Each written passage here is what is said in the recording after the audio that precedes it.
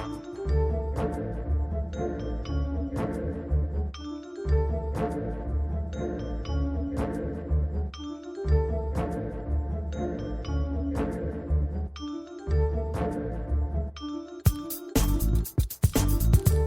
everyone, I'm Wendy Muse, creator of the Left Pocket Project, which brings you the history of leftists of color, one swipe at a time.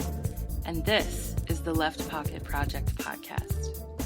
In this episode, I'll be speaking with Richard for our third installment of the Reading Revolution series. I'll get into what we talk about in just a sec, but first I'd like to do some basic housekeeping. Just as a reminder, you can support the Left Pocket Project by liking, sharing, and reviewing the podcast and social media content on Twitter, Facebook, Reddit, and Media Revolt. You can download and stream the podcast whenever you want on SoundCloud, Spreaker, and iTunes. And you can find all of this by searching for Left POC, and that's LEFT-POC.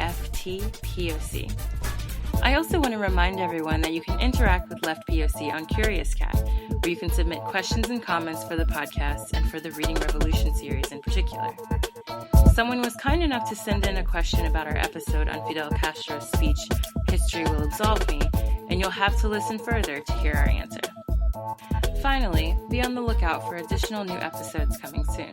I've had a very busy past few months with the semester wrapping up and my preparing to leave the US for 6 straight months of additional dissertation research in Brazil, Portugal, and Mozambique. So thank you all for your patience with the limited content as of late. I will of course be very busy while abroad, but I'll still be releasing content while I'm away, internet access and sound quality permitting. Now on with the show.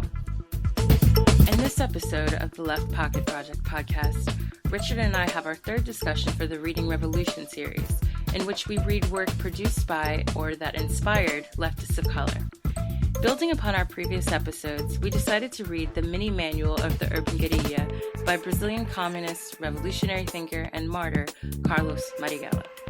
He and his 6 siblings were born to a poor immigrant Italian worker and a descendant of African slaves in Salvador, a city in the northeast of Brazil. Carlos had his sights set on becoming a civil engineer, which he studied while at the local polytechnic college, but soon became radicalized after witnessing government abuses of activists and rural workers. When asked why he gave up what would have been a secure and prestigious career, he said, "I gave up my career and decided to dedicate myself to political activity because there was no honor in being an engineer in a country in which children needed to work in order to eat." He officially joined the Communist Party of Brazil in 1932. After a series of torture and imprisonment, he traveled clandestinely throughout Brazil and around the world, including a stay in China and in Cuba in the 1950s and 1960s, respectively, and became increasingly involved in the underground political organizing that would ultimately cost him his life. After the US-backed military dictatorship began in Brazil in 1964, Marighella grew frustrated by what he considered a passive communist party.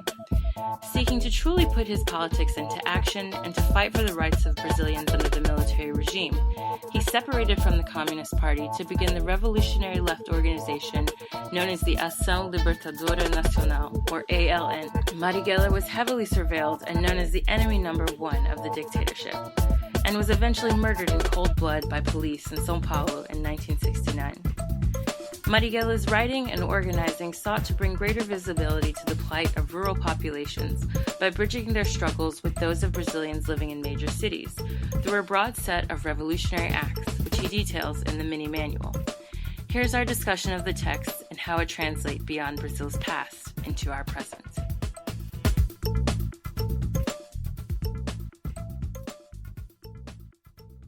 So I'm here today with Richard doing our third Reading Revolution? Is that right? I'm getting old. I can't keep track of the number. I believe it is. And I mean, it's more reading than I've been able to do outside of it for a while, unfortunately, if not counting, all the fragments of text that I get from various other things and articles and such. But it's been an enlightening experience so far. And each episode and each reading has been very valuable to me in growing to learn and understand theories behind the stuff that I'm interested in. And so this is another piece, and it's a little bit of a different piece. And to me, has some interesting concepts, but I'll pass it back to you, Wendy. Yeah, I mean, I appreciate that, and I agree with you. It's funny because so this week, obviously, we read Carlos Marighella's book, The Mini Manual of the Urban Guerrilla, and Guerilla, Guerilla, however you want to pronounce it. I'm pronouncing it different ways because I think sometimes when I say guerilla, people are like, what? But then when I say gorilla, it sounds like I'm talking about gorillas, like animals, which I don't want to do. So, because he like has a section on gorillas that we could talk about later on what that means. Yes. But I found myself being like, wait, is this a typo? But then I realized, anyway, we'll get to that. But I really liked reading this book. And I like reading for this series in general because it actually forces me to deeply read things as opposed to my normal reading activity, which, as you mentioned, in terms of getting things that are like bits and pieces here and there, you skim it because we're overwhelmed with information.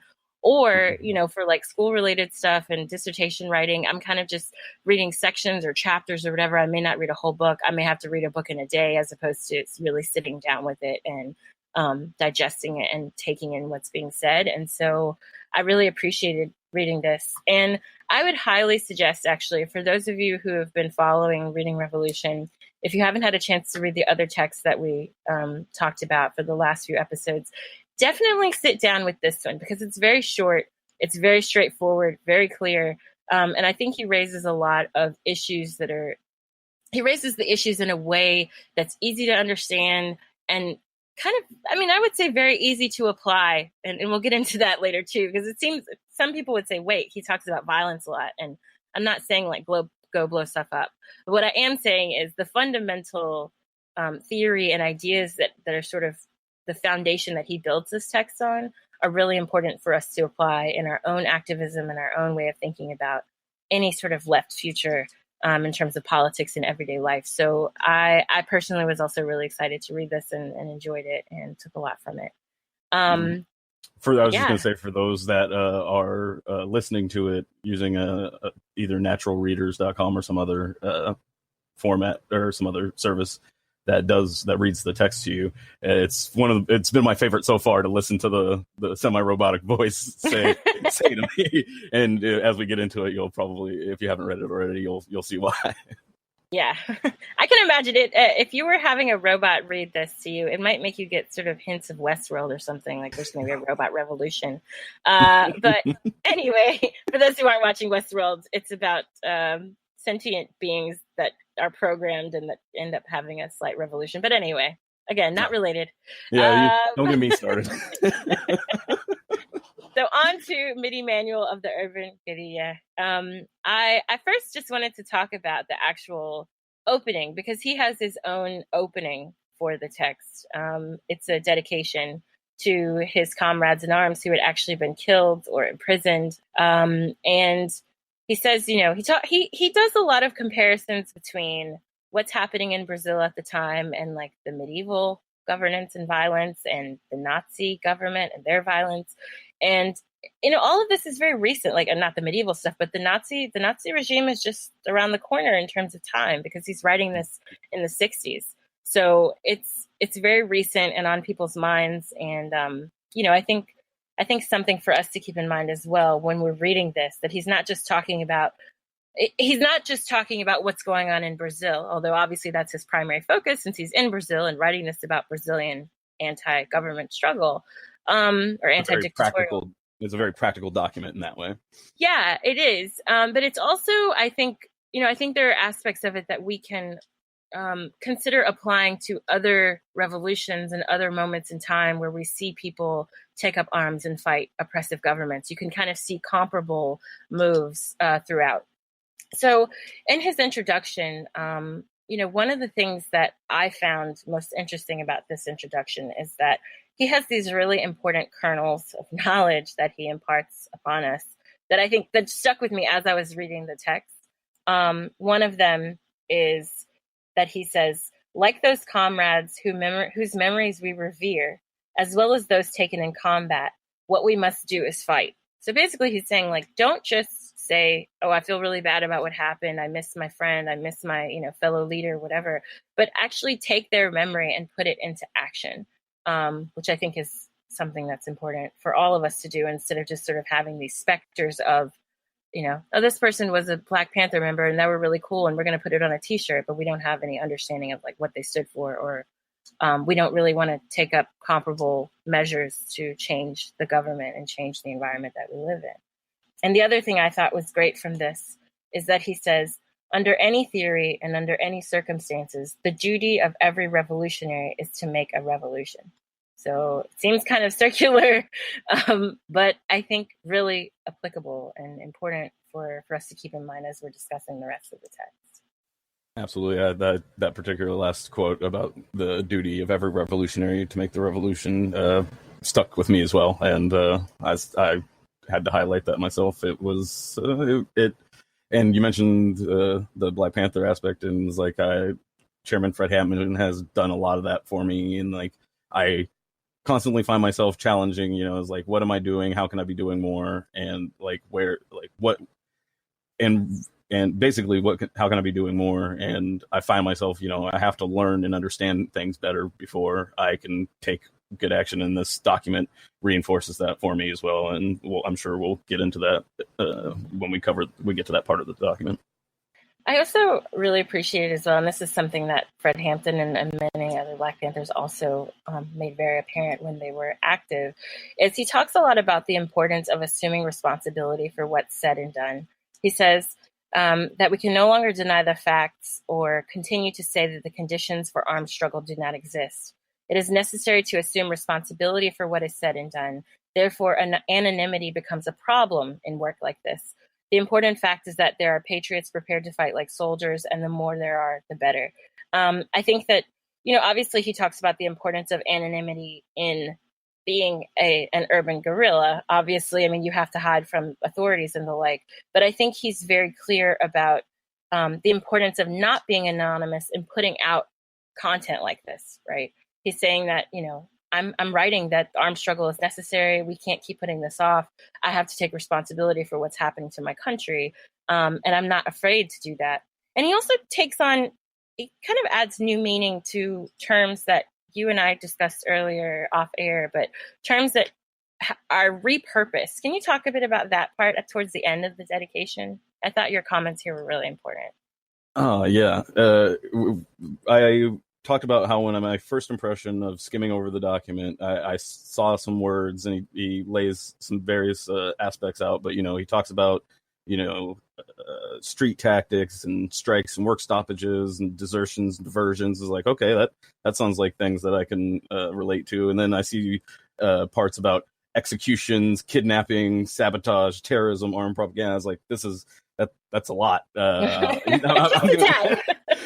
I'm gonna need some explanation here. So there's gonna need to be some decent exposition to help me understand why I'm supposed to embrace those things. And he did it in a way that I thought was really great in that he's reappropriating the terms and like taking them back in very much of a, and I probably should have just saved this comment now because the format's falling apart, but essentially, he's just like, it was very, it's our word now moment, it's like, terrorists, I'm going to embrace them, and I'm taking them back, and that aspect of it. And so that to me was a very powerful moment in understanding this text. And it was an actual, the whole process of, as I mentioned, was a bit emotional for me. And so I was like, wow, okay, I can understand this perspective in a way that if I hadn't taken the time to keep looking after I was,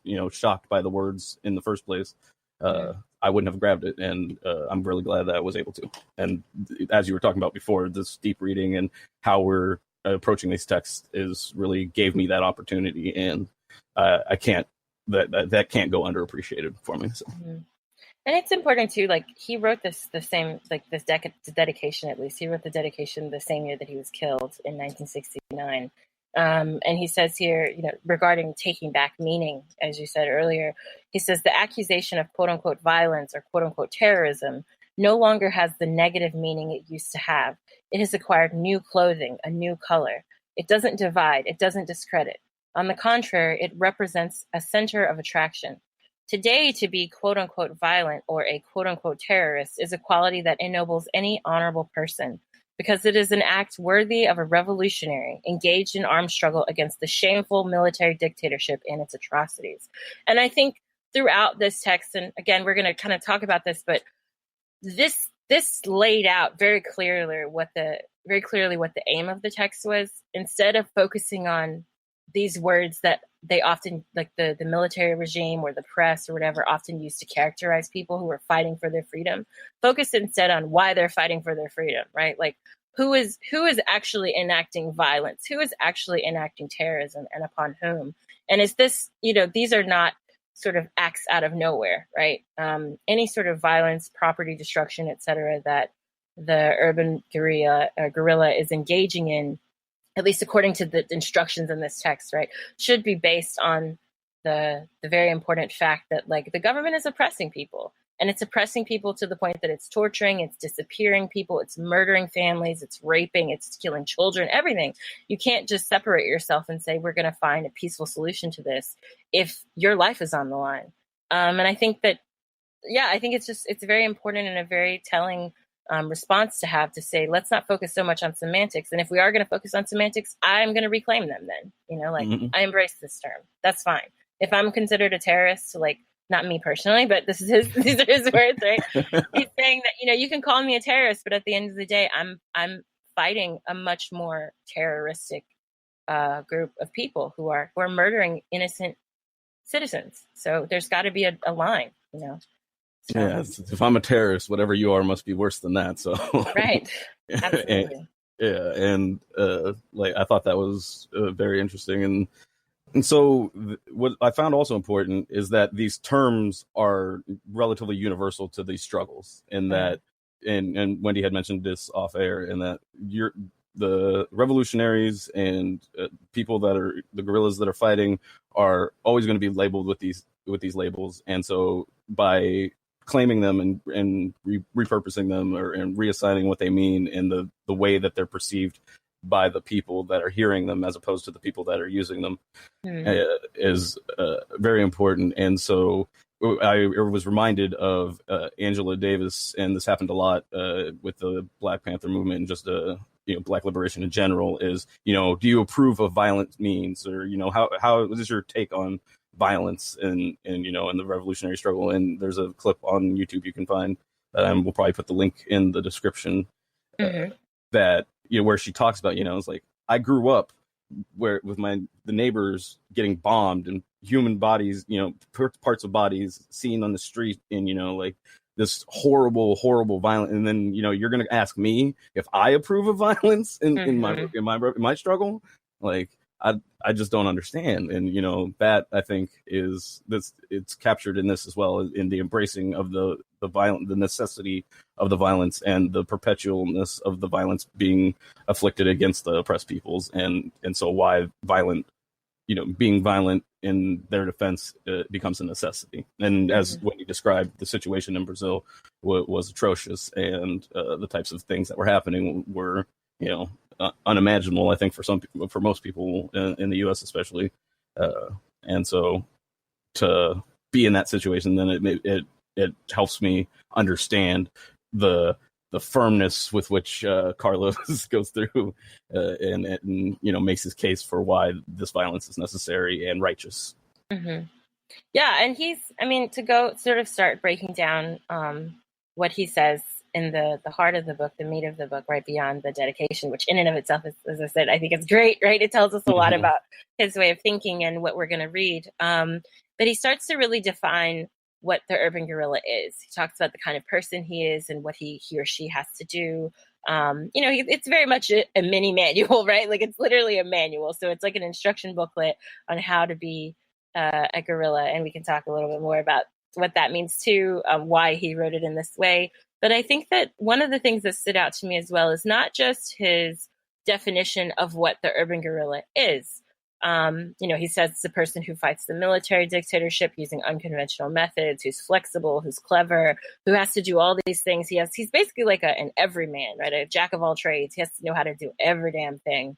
But at the same time, he says fundamentally, this person is someone who's a patriot, a real patriot, because the military dictatorship is not patriotic. They're giving away all the land to the North Americans, to imperialists. They're antagonizing people. They're physically murdering their fellow citizen. So it's not quite, it's an inversion of what we consider patriotism. And he's saying, no, we're the real patriots because we actually do care about the people and we do want change, and we want change for the betterment of everyday Brazilians. But I think beyond defining who this person is, I was fascinated by how he defines what they're not. So he opens in his definition of the urban guerrilla by talking about the fact that they're not quite like criminals, despite the fact that they engage in activity that some would characterize as criminal, like robbing banks or robbing military barracks, things like that. At the same time, it's not quite regular criminal activity, because he says that an everyday criminal oftentimes is going towards benefiting himself, right? He's trying to benefit his own personal self through his actions. And it's not the same, obviously, as the right-wing counter-revolutionary, which is the other enemy, or the guerrilla. He uses the term guerrilla, like the animal, who engages in violent acts, murders people, harms people, robs the everyday person through economic means to, again, enrich himself or to enrich imperialists. So I think, again, it's sort of this use of language that's really important in the text that makes us rethink all of these categories, right? And that makes us rethink, like, what is patriotism? What is revolution? What is, right and wrong, even under duress? Yeah, and it harkens back for me to our last reading about propaganda and the importance of the terms that we use. And I think because those terms are so prevalent and are so powerful in the psyche, I think it's important, although hard, to take some sort of ownership of them in a way that essentially in the context of the text, it shows that. So when people hear those words used, they're hearing something else, and they're hearing someone else referenced, and then the intentional. And when you take the power out of the person, like the people being able to use the word, it becomes a very powerful weapon against the tyranny. And especially in terms of weaponry, it's like not just a physical weapon, right? Not just, as you said, it's an ideological weapon as well, because you're changing the way people think. You're making the public recognize that while they're painting the revolutionary as the enemy, look at who's actually robbing you, Like, and they have the power of their propaganda being true, versus the tyranny. Their propaganda has to conflict with the reality of people that they're trying to convince. Right. It's a complete, deflect and distract campaign, as opposed to literally addressing what's actually happening. And that's the sort of propaganda, as you said, that the revolutionary has to take up. And he actually says as well that beyond just, one of the things that I think that's interesting that he talks about is the use of this kind of destruction, material destruction and violence towards the military regime as itself a form of propaganda, right? So even though it can be distorted, the point is to continue to wear down. He says, he literally uses the term to wear down the economic and political and social system that's being run by the military. You have to continue to assault their areas of power in order to make the general public recognize that not only are they misusing their power, but they're not as powerful as you think, right? And I think that's also something that's interesting, because oftentimes when we talk about revolution in the current day, and we'll get to this in the second half again, I'm violating the format. But I think we often hear, and you and I have talked about this before, and I think it's becoming almost a refrain for our podcast here, but we often hear there's nothing you can do, right? The state is super powerful. They have super high grade weapons. They have all these, they have the press and foreign government help and all these things. And sometimes we have to look back at these older documents and recognize that they too were facing an incredibly uphill battle of a government and a military that had way more power than them and that had international support, right?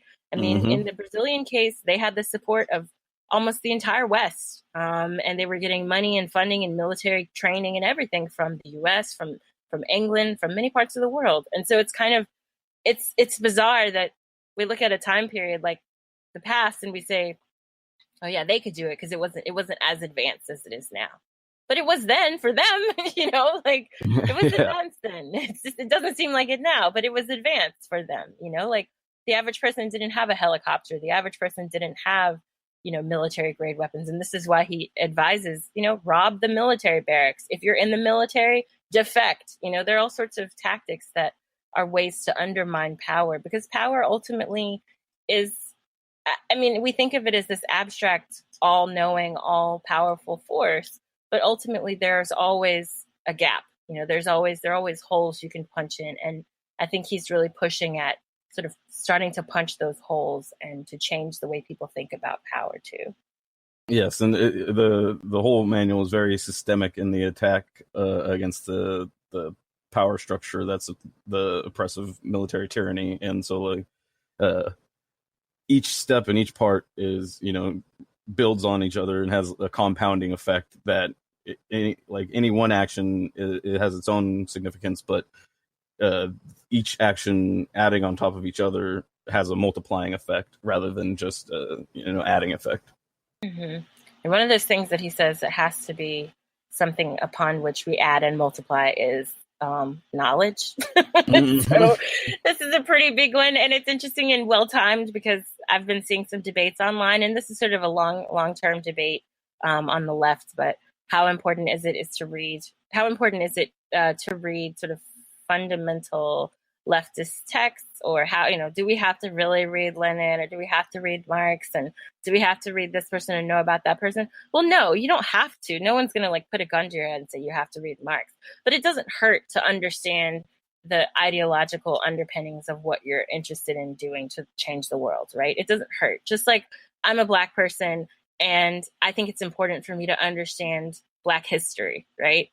Because it helps me understand my position in the world. It helps me understand what people before me did to change their circumstances, or at least to attempt to change their circumstances and to challenge those in power who were pressing them on the basis of their race and a variety of other factors. I don't think it hurts. You can go through life not knowing things and be proud of that, oddly, but I don't think it's a good idea. I know Carlos didn't think it was a good idea either. So he literally says that the urban guerrilla must, and I emphasize must, have a certain minimal political understanding. So he suggests reading a lot of Che Guevara and some other works that were written by Brazilian revolutionaries, as well as news pieces. Regularly read a newspaper of Brazilian revolutionary groups called O Guerrilheiro. So there's a lot of advice within this to say, not only are you going to act, but before you act, you have to have an understanding of why you're acting. And I think that's something that you and I both have stressed in doing this series. But it doesn't necessarily mean that you have to sit down and be a freaking Marxist scholar, but it doesn't hurt to read or have someone read to you or discuss, understand on a basic level, what are alternatives to the system that we currently have, and why do we care that we want to change that system? For me, I relate to it in a way of I remember in especially elementary school, it was a common problem, but the teacher would start with some sort of announcement, and before they could explain, all the hands shoot up and questions start getting asked, and it's like if you just wait for the rest of the sentences that were coming after that first sentence, most of these questions will get answered. And I feel like the learning part of that it plays a similar role. It's we're going to come up and confront a lot of different issues in any sort of understanding or moving to the left or bringing about socialism or communism or whatever, wherever somebody finds themselves on that political continuum. And the more answers that we've already seen, the more like the less that we'll have to, go through that, that process of getting all the hands put down because they're asking basic questions that had they waited, we wouldn't have to answer them in that type of way. And so I think for me, that's how I relate to it. And the whole point of this, of what I'm doing in this as part of Writing Revolution, and why I wanted to be a part of all of this was, I want to have the type of confidence and conviction in my principles that I've seen in some of these revolutionary writings. And I know I could blindly follow something like that, but I'm not very good at that. That's why I never like many different groups like that never appealed to me very much.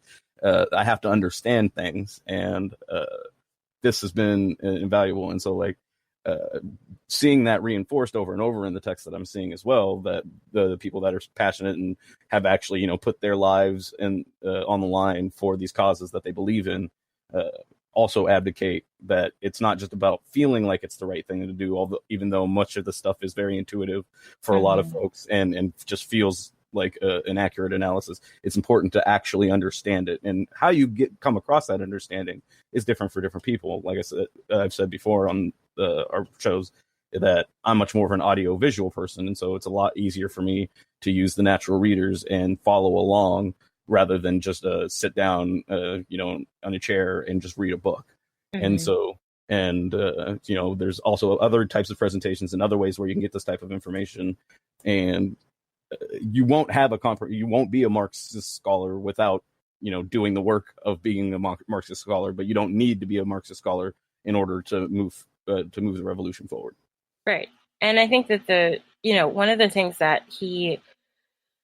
reasons that he talks about the importance of understanding the fundamentals of why you fight, right? It's because in many cases, the urban guerrilla is separated by circumstance from the rural guerrilla, right? So in many cases, the urban guerrilla could go about his or her business and not have to experience the same types of oppression that people in the rural setting have had to experience. So for him, he sees the sort of knowledge through reading and becoming more familiar with other struggles around the world. He sees that as a way to bridge the gap between the urban guerrilla and the rural guerrilla. And sometimes, you know, towards the end, he's kind of almost condescending a little bit about the rural guerrilla, but we can get to that. But he basically says, look, like there are some people who fight because it's literally their everyday life. Like they're being oppressed by landowners and speculators and all of these things, people who are exploiting them very directly.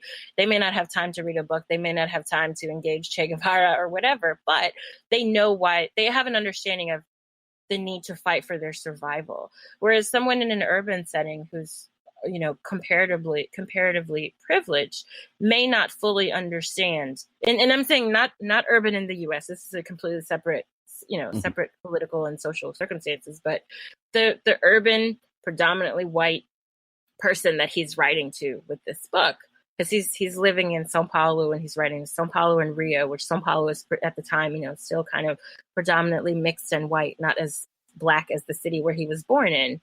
But, you know, he kind of is talking to people who by comparison are privileged. And a lot of these people are students. They're people who have access to wealth, or they're people who are well educated or who have professional, regular jobs. He himself was an engineer at first, right? So he's kind of talking to people like himself who started out one way and then were radicalized by what they saw happening, and saying, look, for you to have a better grasp, because I don't expect you to have the time or the ability to necessarily travel to the country and see how people live and risk getting killed yourself. But for you to make those connections, read about what's happening in other countries that's very similar to what we're going through right now, and understand how to apply it to your situation. So I think in some ways it's the knowledge part is about bridging a gap. It's also about making them more critical thinkers, because he goes on to say that, you know, the urban guerrilla has to not only be good at fighting with weapons, right? They need to know. I mean, he literally lists, it's a laundry list. As you said, you said earlier that it would be good for BuzzFeed listicles, right? Which I thought was apt. Yes, it would keep a BuzzFeed writer employed for at least a few months with all the lists in here, lots of listicles. And I mean, I'm tempted to make one somewhat parody, but yeah, let's see if I get around to it. It's like every page is like a 1 through 5, like what you need to know how to do with a gun, what you need to know how to rob a bank, how to do this. But I think it's, you know, it's important to think about, yes, you have to have these sort of physical material tactics down. It's important. But he also says that ultimately the military is stronger than you. The government is stronger than you. You have to be real about this. And in order to sort of combat this difference in physical power, you have to be clever. You have to think outside the box. You have to be unpredictable. And I think that for him, reading these texts is one way to sort of increase the likelihood that you'll know how to react in a situation that you've never been in before in your life. Like these are people who've been sitting pretty, a lot of them. So it's I don't know. I found that to be really interesting, because I think sometimes people are dismissive of the intellectual in these sorts of struggles, right? And they say, well, what's the point of an academic in a gunfight, or like a knife fight? But in this sense, I think it does sort of make you question, well, maybe there is a significance in terms of people pushing the boundaries of what they consider possible by reading what other people found possible and actually did to change their environment, change their circumstances. Absolutely, yeah. And the knowledge that is the information and the knowledge that he expects of a guerrilla is somewhat overwhelming. And I think so, like, not only are people that want to pursue something along those lines going to have to learn a lot about the theory and the understanding of the underpinnings of what's going on. There's, as we mentioned before, there's lots of lists about the very practical things as far as committing to the type of warfare.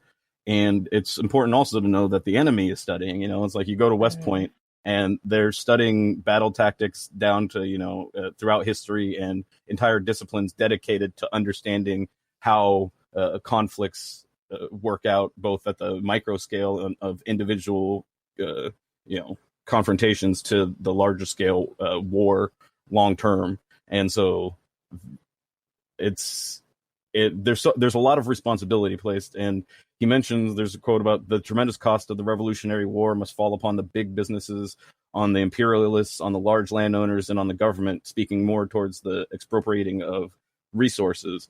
But the reality is that the revolutionary is also going to have to bear some tremendous costs of what it's going to take, both, what they may have to sacrifice physically and mentally and go through, but then also just all the work that's going to have to get done just to be prepared to participate in something like being a revolutionary. Right. He has a line that right after the one you read. So we're on page 7 to give people like a little, if you're reading the version that we linked, this is on page 7 where he talks about the cost of the Revolutionary War. But then he also, at the bottom of that, like a little bit under, he says, this is the reason why the urban guerrilla uses armed struggle and why he continues to concentrate his efforts on the physical extermination of the agents of repression and to dedicate 24 hours a day to expropriations for the people's exploiters. He also has a section on page 6 where he says your main objective your main 2 objectives as an urban guerrilla are not just to be some dude who fights with weapons, right? He says, like, your job is not just to fight with weapons. He says your main objectives are, 1, to physically eliminate the leaders and assistants of the armed forces and the police. So he's talking literally, in this case, about not only armed combat in terms of killing police and military officials who are oppressing people actively, but also kind of thinking about the institution, like tearing down, being part of the act of tearing down this institution. But then he also says, the expropriation of government resources and wealth belonging to rich businessmen, landowners, imperialists, etc. So at this point, he's talking about redistribution of wealth, right? He's not just saying, like, go kill people, which I think for those who are reading this, you might look at it at first glance and say, oh, this is just all about committing acts of physical violence. He's saying, no. We're not just talking, that's what you get in the cheap seats, right? He's saying, like, the bigger on, like, full court, maybe I'm thinking of the Cavaliers game here, but the front row, you can feel the sweat of the players. The main crux of what I'm getting at is talking about taking away wealth from those who exploit their position, right? And how can we redistribute that wealth? How can we, at every time we rob a bank, how can we use that money? Every time we rob a military facility, every time we take over this place or that place, how can we use those resources to then continue to aid the struggle that will eventually break down the forces that oppress us and redistribute the power and the wealth that they possess and lord over us with, right?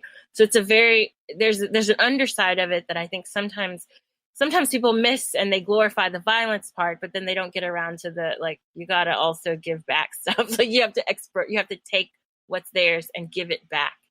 Yeah. Earlier you mentioned like, it has how to rob a bank in here. And it's like, I'm sure that perked some people's ears. Like, wait a minute. Like, right. and Yeah. I know I got interested. I was like, oh, okay. Although it is important to note that this is written in 1969 or like Yes. in the 60s. So there's some things that have changed, but Just a little bit, but yeah. yeah. So you don't want to necessarily transpose some of these things directly and try and think that you're going to be effective, particularly on some like those, and maybe some of like police on horses aren't as popular anymore, so some of those tactics may be less applicable. But yeah, I think also just like I just want to say as a disclaimer for anyone listening to this, please don't like go rob a bank and then say I heard this on the Left Pocket Project podcast on they were supporting it. No, that's not what we're saying. We're saying that the fundamentals of what he's talking about in terms of redistribution of wealth, the right to defend yourself if you're being literally oppressed, like all these things I think are important, and we'll get to their modern day application later, but I hate to say it, but I have to put out disclaimers because I can already imagine people being like, well, Wendy said, or well, Richard said, and I'm like, no, I didn't. Yeah, just assume, like none of the I say, don't put that on Wendy. So sometimes I get carried away and I'm not careful with my words, and so just assume if I say something that wild, she stepped away from it. But this is, I mean, Carlos unfortunately is no longer with us. He was actually murdered by police. But I think it is important to note that it is what he said. And it is important for him to have credit in the sense that he's one of at the time that he's writing this, he had recently separated from the Communist Party of Brazil. And he separated because he said their tactics at the time were just in pursuance of peace. They just thought, well, we'll do this passively, right? We're going to be pacifists. We're not going to fight back. And meanwhile, people who are literally communists themselves, members of the Communist Party, are being murdered by the police, by these military groups, by militias. So it's like, what are you supposed to do? You're supposed to just be there sitting ducks, right? And that's what ultimately kind of made him separate himself and form this separate group, and then to write things like he writes. So I think it's a moment in time, and a place where things are happening that are very serious and on a very large scale. And to remember that and to give him credit for he had a right to respond in this way, and he has a right to, even though it may seem cold to us and almost unreasonable on some levels, I think that he was justified in pushing for a fight, and to fight back and to survive. So. Yeah. The alleged leaders of, freedom and democracy that, you would hope would be coming in with the cavalry were already there and on the other side of that fight. And so it's, I can totally understand and sympathize with why violence would seem to be the only alternative, even though, generally, at least ideologically, I like to think of myself more leaning towards pacifism. But I think this, also learning what I've been learning as well has colored that slightly, but the justification for violent defense, I think, is clear, particularly the more you understand about the historical context, especially when you get it from somebody like Wendy, as opposed through some, U.S. propaganda outlet. Thanks for that. I appreciate that. I'm a little bit better than U.S. propaganda outlets, so brush my shoulders off there. Thanks so much, Richard. So going back to the mini manual, he spends a lot of time in the middle here, in the teens and 20s, talking about the, physical side of things, the material side of things. He talks about different forms of warfare. He talks about, the forms, the tactics that you have to take up as an urban guerrilla. You have to be knowledgeable of the city layout, the terrain, the transportation systems, the different types of logistic options that you have. You have to be aware of different types of explosive guns, weapons. It's a lot. Like it's like, do you feel stressed out? Don't read this because you're going to feel overwhelmed. If you want to really fight power, what you have to learn, according to him. But when I was reading this, I saw it as, in some ways, I think that he puts a lot out there and hopes that there's, I don't know. I kind of saw it as, if you remember when you were younger, like in middle school or high school, and you learn about these parables or like stories that they would have, a main character who was supposed to represent something in the society, right?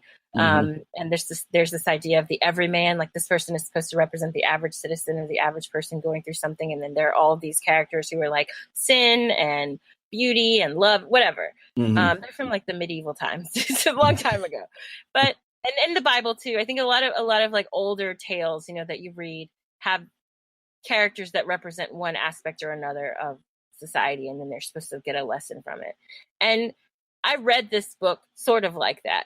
I don't think that he expects the average person who's involved in these sorts of things to know all of this stuff. I mean, it's a lot. There may be some idiot savants out there, or not idiot savant, geniuses. That's a better word of genius, because you have to know everything.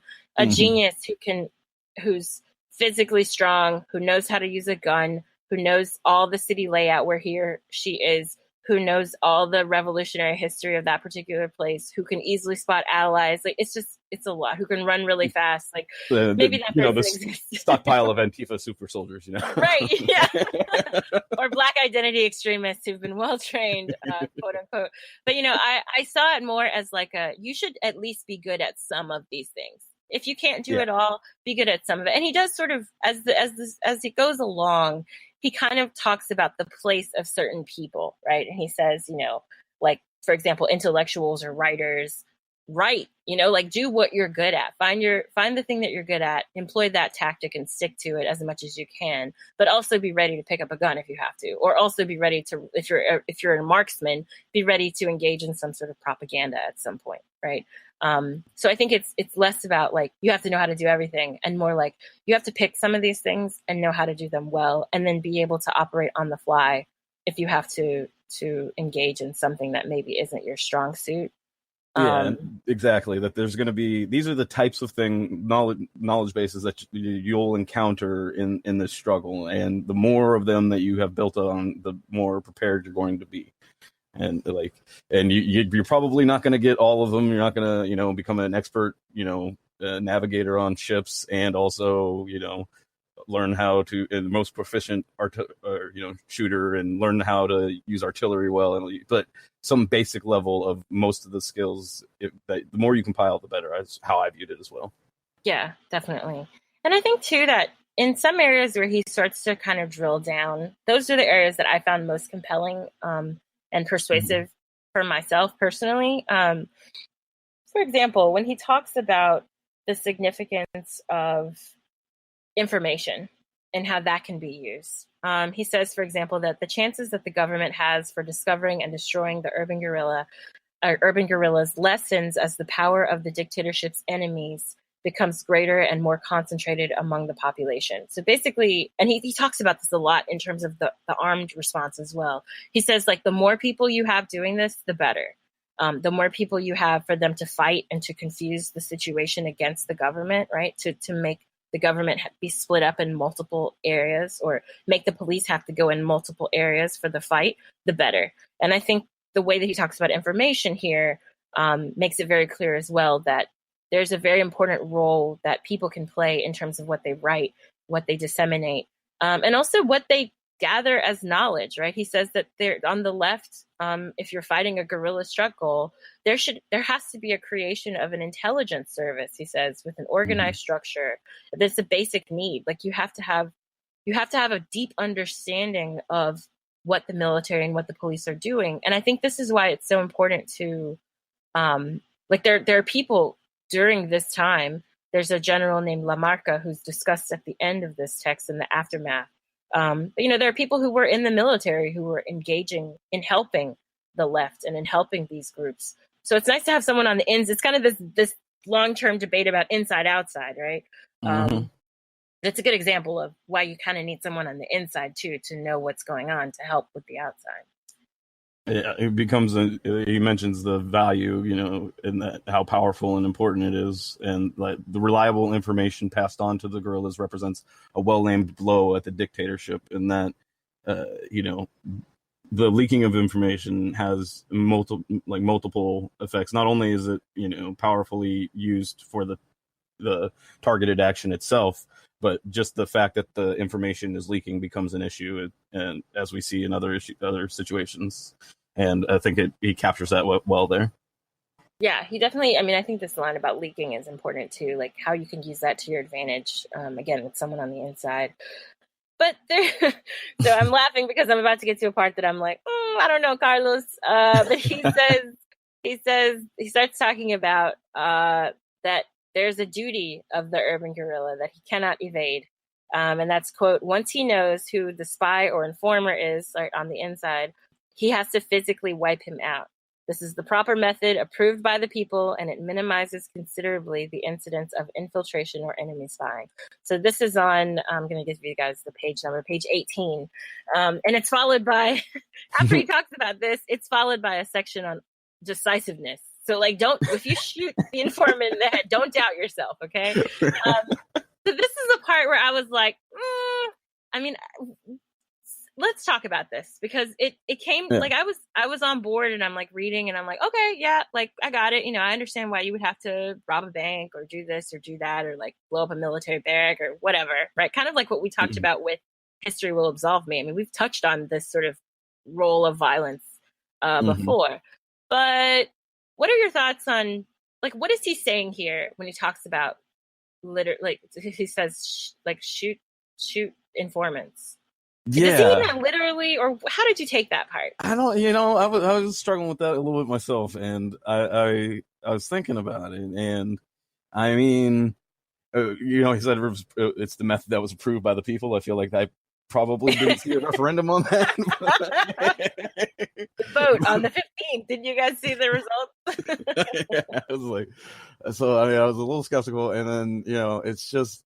I'm too familiar with the fallibility of humans to but I don't know that there's a great solution. So I almost feel as though it's calling for the harshest, knowing that people are going to rationalize and justify, but so that there's a pressure to within it, for people they feel as revolutionaries to. If they sincerely believe that somebody has done something that is against their cause, that falls under the list of offenses, that they act, and despite their internal conflict with prior relationship or whatever. And so I'm not sure in like the way in which he talks about it. We talked a little bit before we came on, just the casualness and the like. It's kind of an authoritative and just matter of factly, I guess is the phrase I'm looking for, way that he talks about it makes it seem as though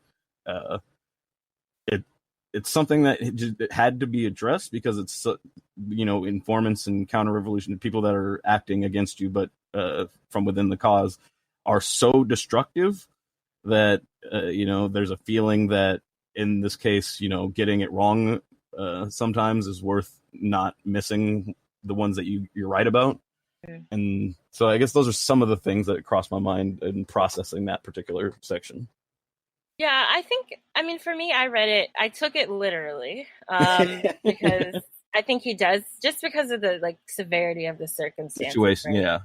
I understood it as literal, but I also, it's interesting what he says right before it, and I think that helps us understand his rationale.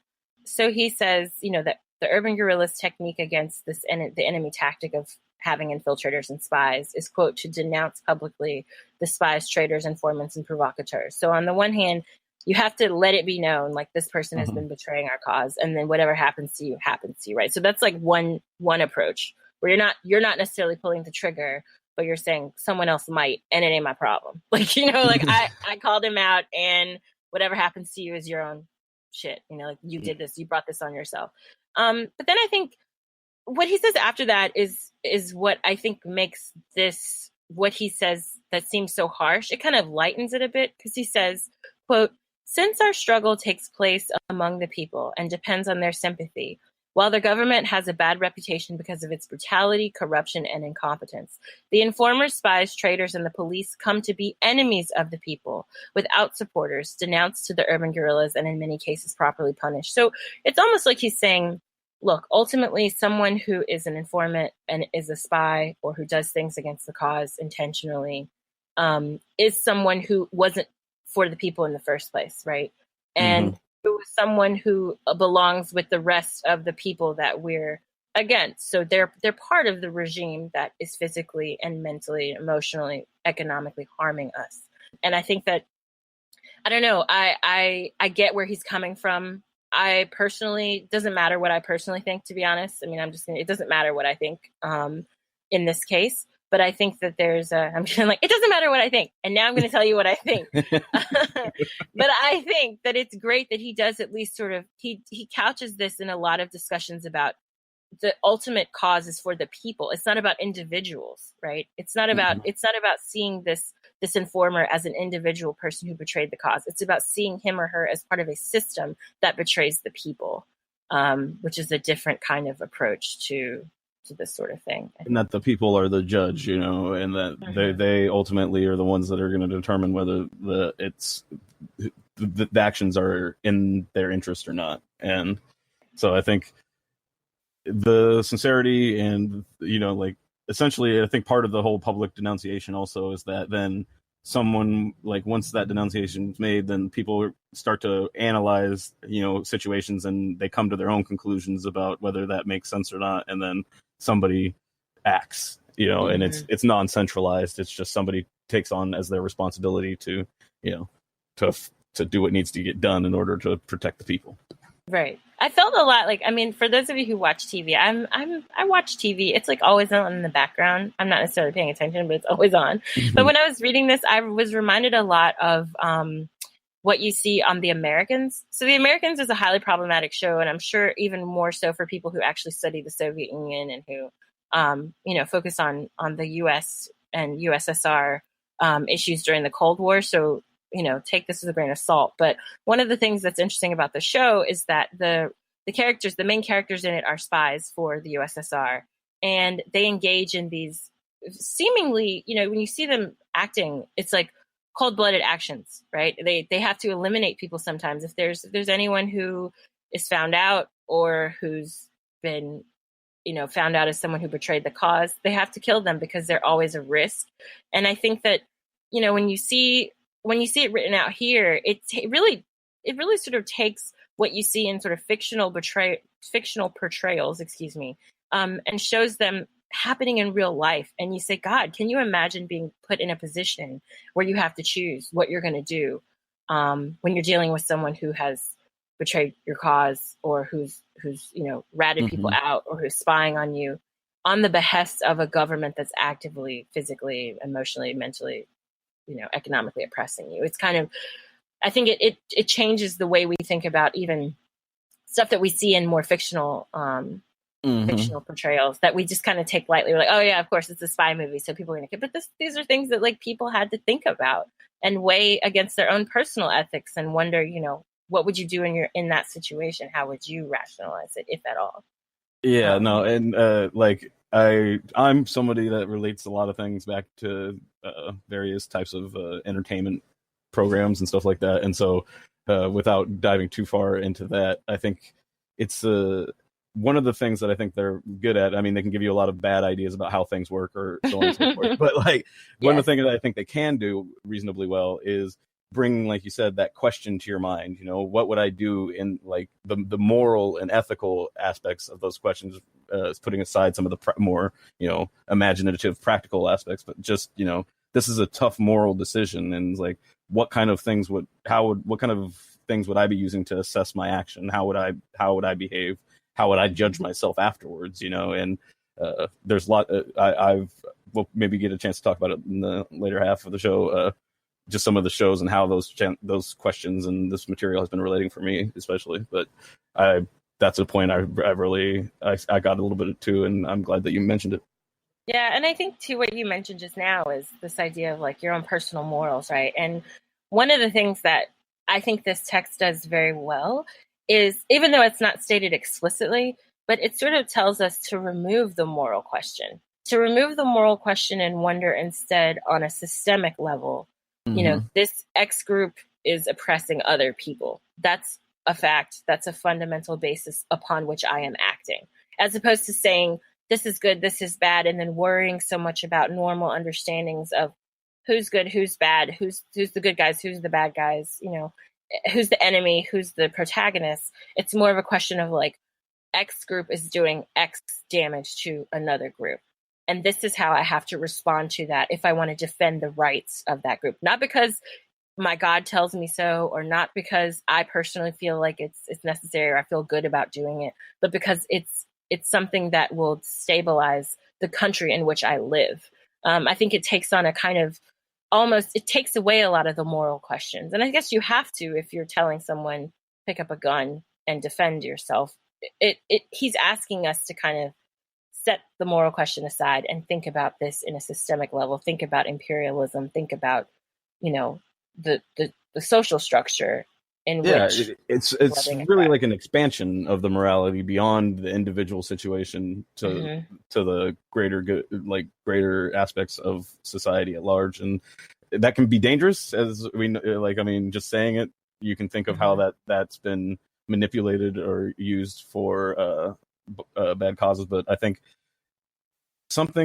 like the theories and such behind socialism, communism, and revolutions, like those theories and those ideas, there's definitely, even the best ones are, you're going to be able to apply them both negatively and positively, whether like it's the internet or any other tool. You can use the tool in a variety of ways. And so the inherent nature of the tool or the morality of the tool is a kind of a secondary question to the way the tool is being applied. Right. I agree.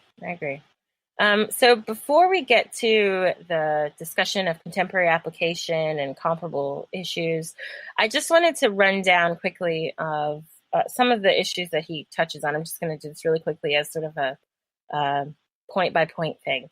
And it gets a little bit repetitive. So if you're reading this, I would suggest like read the intro or the dedication, then read a couple pages, go do something, come back to it, keep reading, And because it gets very, as you said, it's like a listicle. It's basically a lot of lists with there's definitely some theoretical meat in there. Don't get me wrong.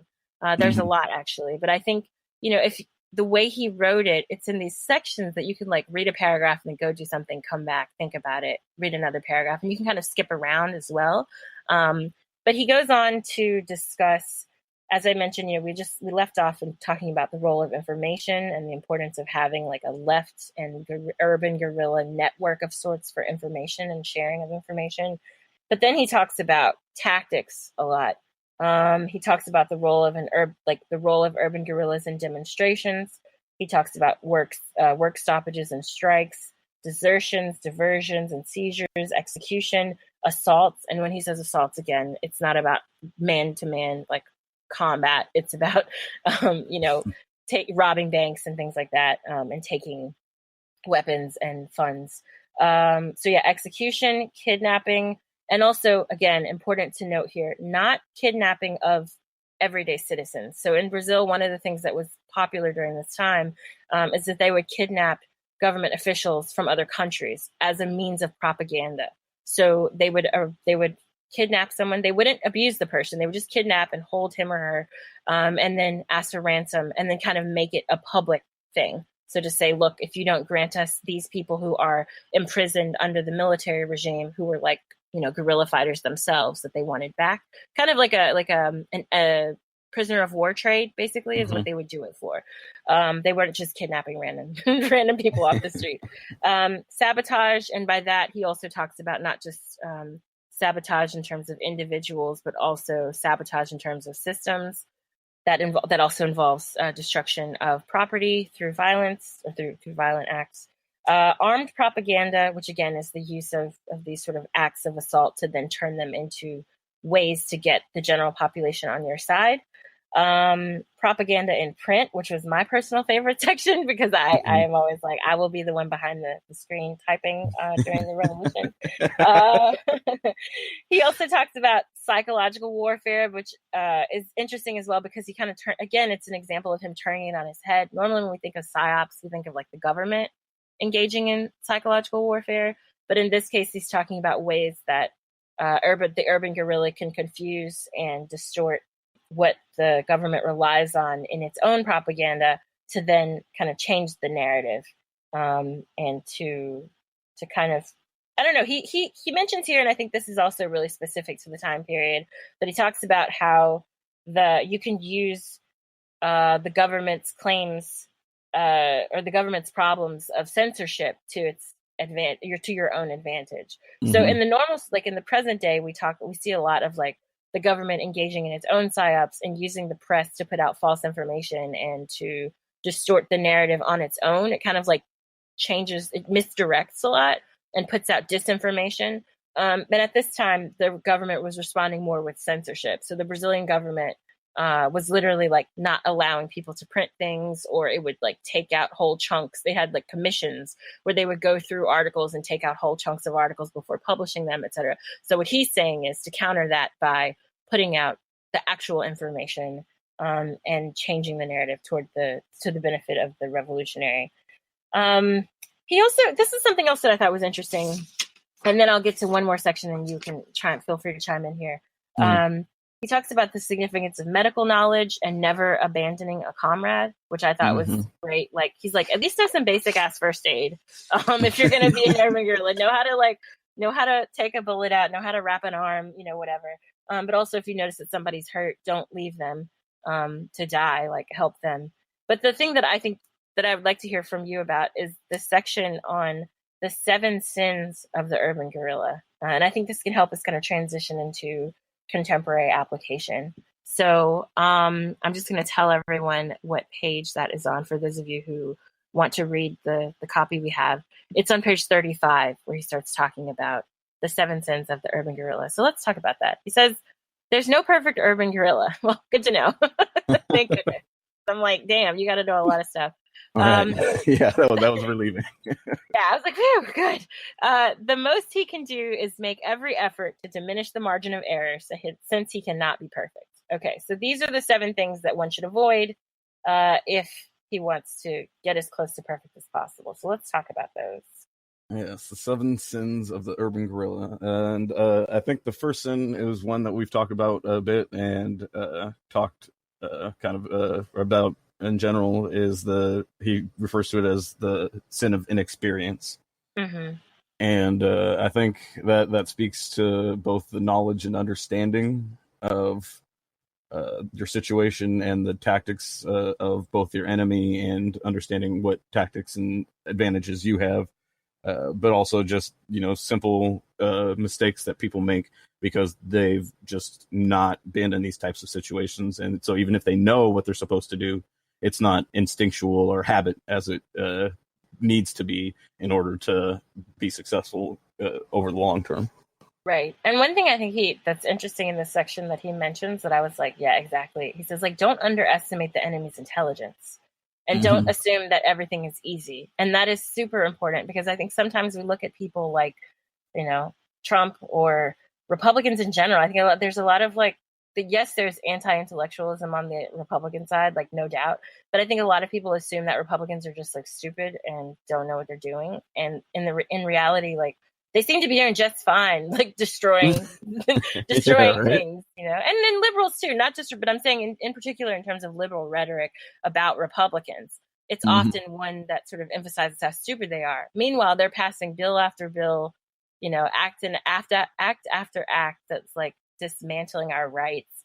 And I'm like, okay, y'all, maybe we should get off this whole like let's laugh at them and instead work about like try to figure out how to fight them. Like, yeah, I'm reminded of the what is that newsroom opening where it's like, if you're so smart, why do you lose always? Right. Yeah, you guys are so good at this and they're so bad, why do you keep losing? Right. Right. It's not making your case better. And then the implicit explanation is, well, it's because there's too many stupid people that agree with the other stupid people. Like that's the entirety of the problem. It's like, well, that's not going to win you much support either.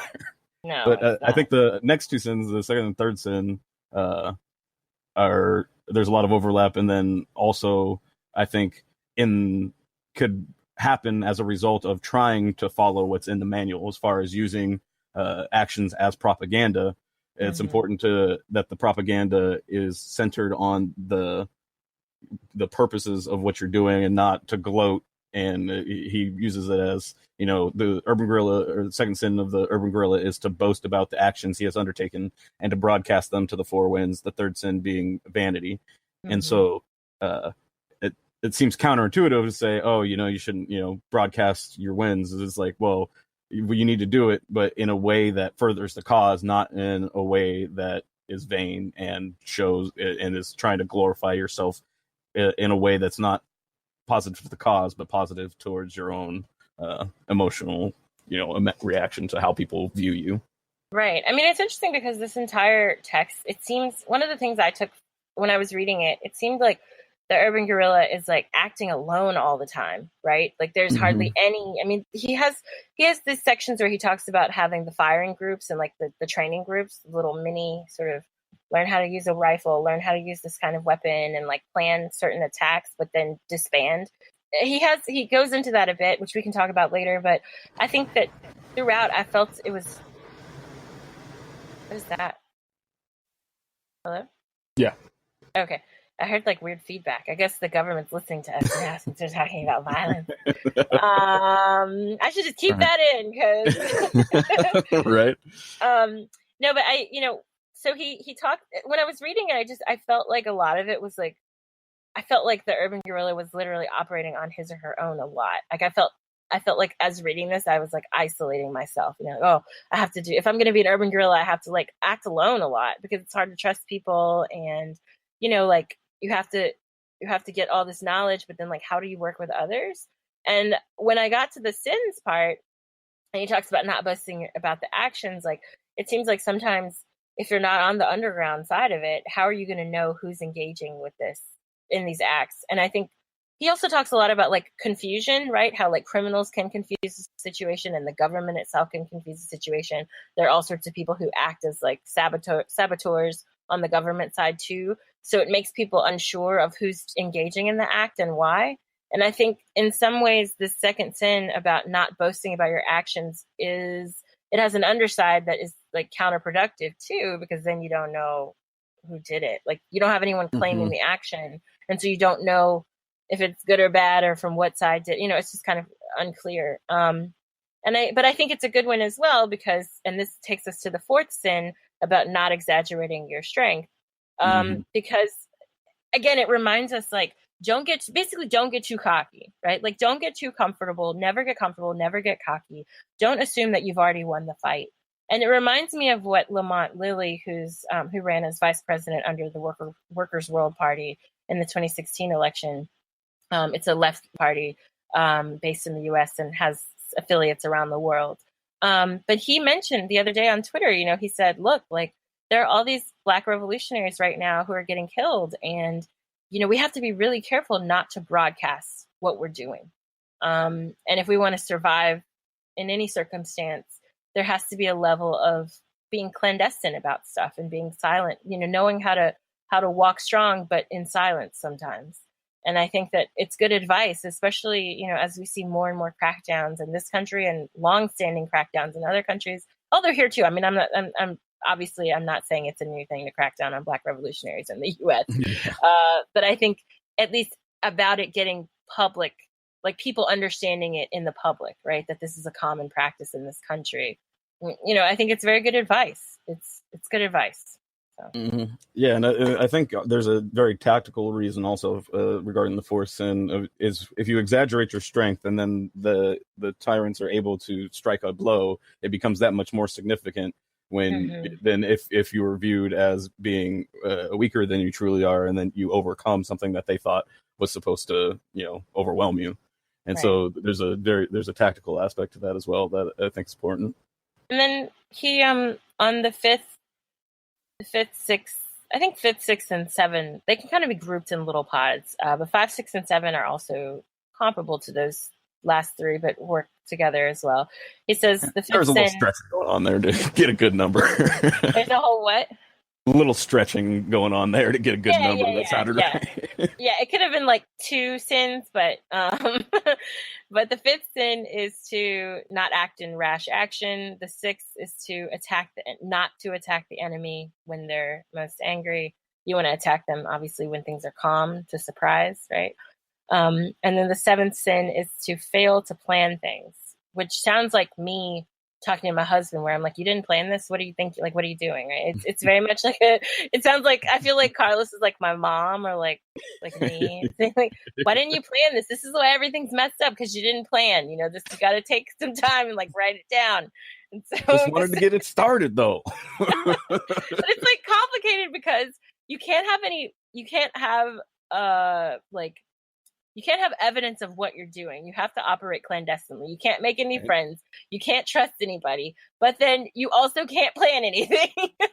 So, like, what are you supposed to do? Yeah, and you need everybody to know what you're doing to join the cause and like to get motivated. But then it's very this manual, and from the intro all the way through the end speaks very much to that conflict of the urban guerrilla, or even in the revolutionary in general, of I've got to rally people to my cause without people knowing I'm doing that. Right. And you have to put out propaganda with no footprints, no fingerprints, like. Yes, and I have to lay claim to this in order so that people know, what, who's responsible, but also not take any responsibility as to not have it traced. It's a conflict, and I imagine in the future in points we'll see this reflected in other texts and see how other guerrillas or revolutionaries answered that question, and I'm looking forward to those as well. But Carlos definitely has his way, and it undoubtedly cost him his life, or related to it, and that's in the propaganda episode from last time. There's a point about understanding what's on the line and what's at risk, and being honest and real. And so I think the people that you're fighting against have a lot on the line on their side as well, and they're very fond of it. And so as much as any revolutionary or guerrilla seeks freedom from the oppression and tyranny, the tyrants seek to preserve it. And all the information that you see in this manual and the tactics that you see, it's a two-way street, and many of them can be used both ways. And one of the points that he makes is it's important for the guerrilla to note in which ways are they do they have an advantage over the enemy. And the one that I think we didn't cover as much, but it was definitely stressed throughout the book, was the mobility. And so I think that also plays a role with the kind of the alone aspect, where basically the only grouping is this intelligence service that isn't exactly clearly laid out how something like that would function, and then with these kinds of restrictions, and then the firing groups. But outside of that, it is a very lonely type of description, it sounds like. And the mobility, I think, is part of that. You have to constantly be on the move and constantly attack and withdraw immediately. It's about the fact that you're one or five people or somewhere in between versus this massive force. But the massive force can only be in so many places and so many times. And so take advantage of that and move and strike where you're not expecting. And that's what, and when he talks about terrorism as well, that plays into that, is the type of terrorism that he's talking about as well, is making the people, that the tyrants, uncomfortable, essentially making the people, especially lower down in the chain of the tyranny, making it less comfortable for them to be on that side. Taking away the security and the comfort that they have under the system as it has existed, and taking and terrorizing them in that way. And I think so that it becomes more appealing for them to it's like maybe deserting and going with the revolutionaries, or at least even just sitting on the sidelines and not harming the revolutionaries, sounds like a better living than defending, having to worry about getting shot standing in front of an ammo dump, or have it blow up behind you. Right. That having that kind of those conflicts within the opposing force is a valuable tool, and the mobility and the individualness helps in that regard. Mm-hmm. Yeah, I mean, I think this is important, right? It goes back to this idea of propaganda. Like, how can this propaganda reach the people who are tools of power?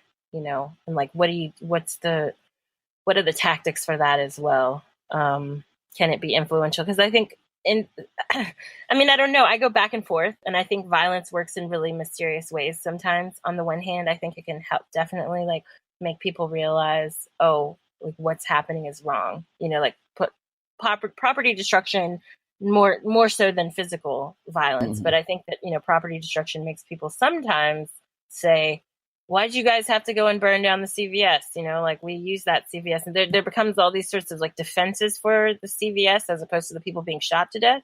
But then on the other hand, you have people who are like looking at this and saying, oh my God, you guys are crying about a CVS and not about the people that were like murdered.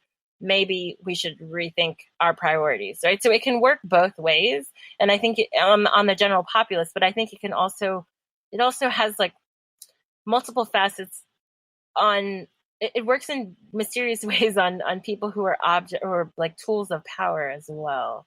And I don't know, when I was reading this, I didn't get the sense of like how exactly to capture them. I understood how to capture the public, right? The general public I got. But then it's like, how do you get people on the inside? How do you break down that propaganda? Because they're like highly, highly brainwashed, right? I mean, the general public is constantly brainwashed too.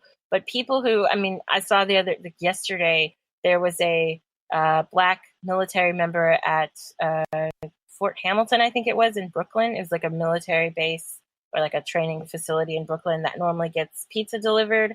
And the Black military guy called ICE on the pizza delivery man, who's Hispanic, like not Black, but he's a non-Black Hispanic person. And I said to myself, like, wow, like these are two people who, I don't know anything about the military member, the officer, but I'm just like, you're Black. You're oppressed in this country on the basis of being Black.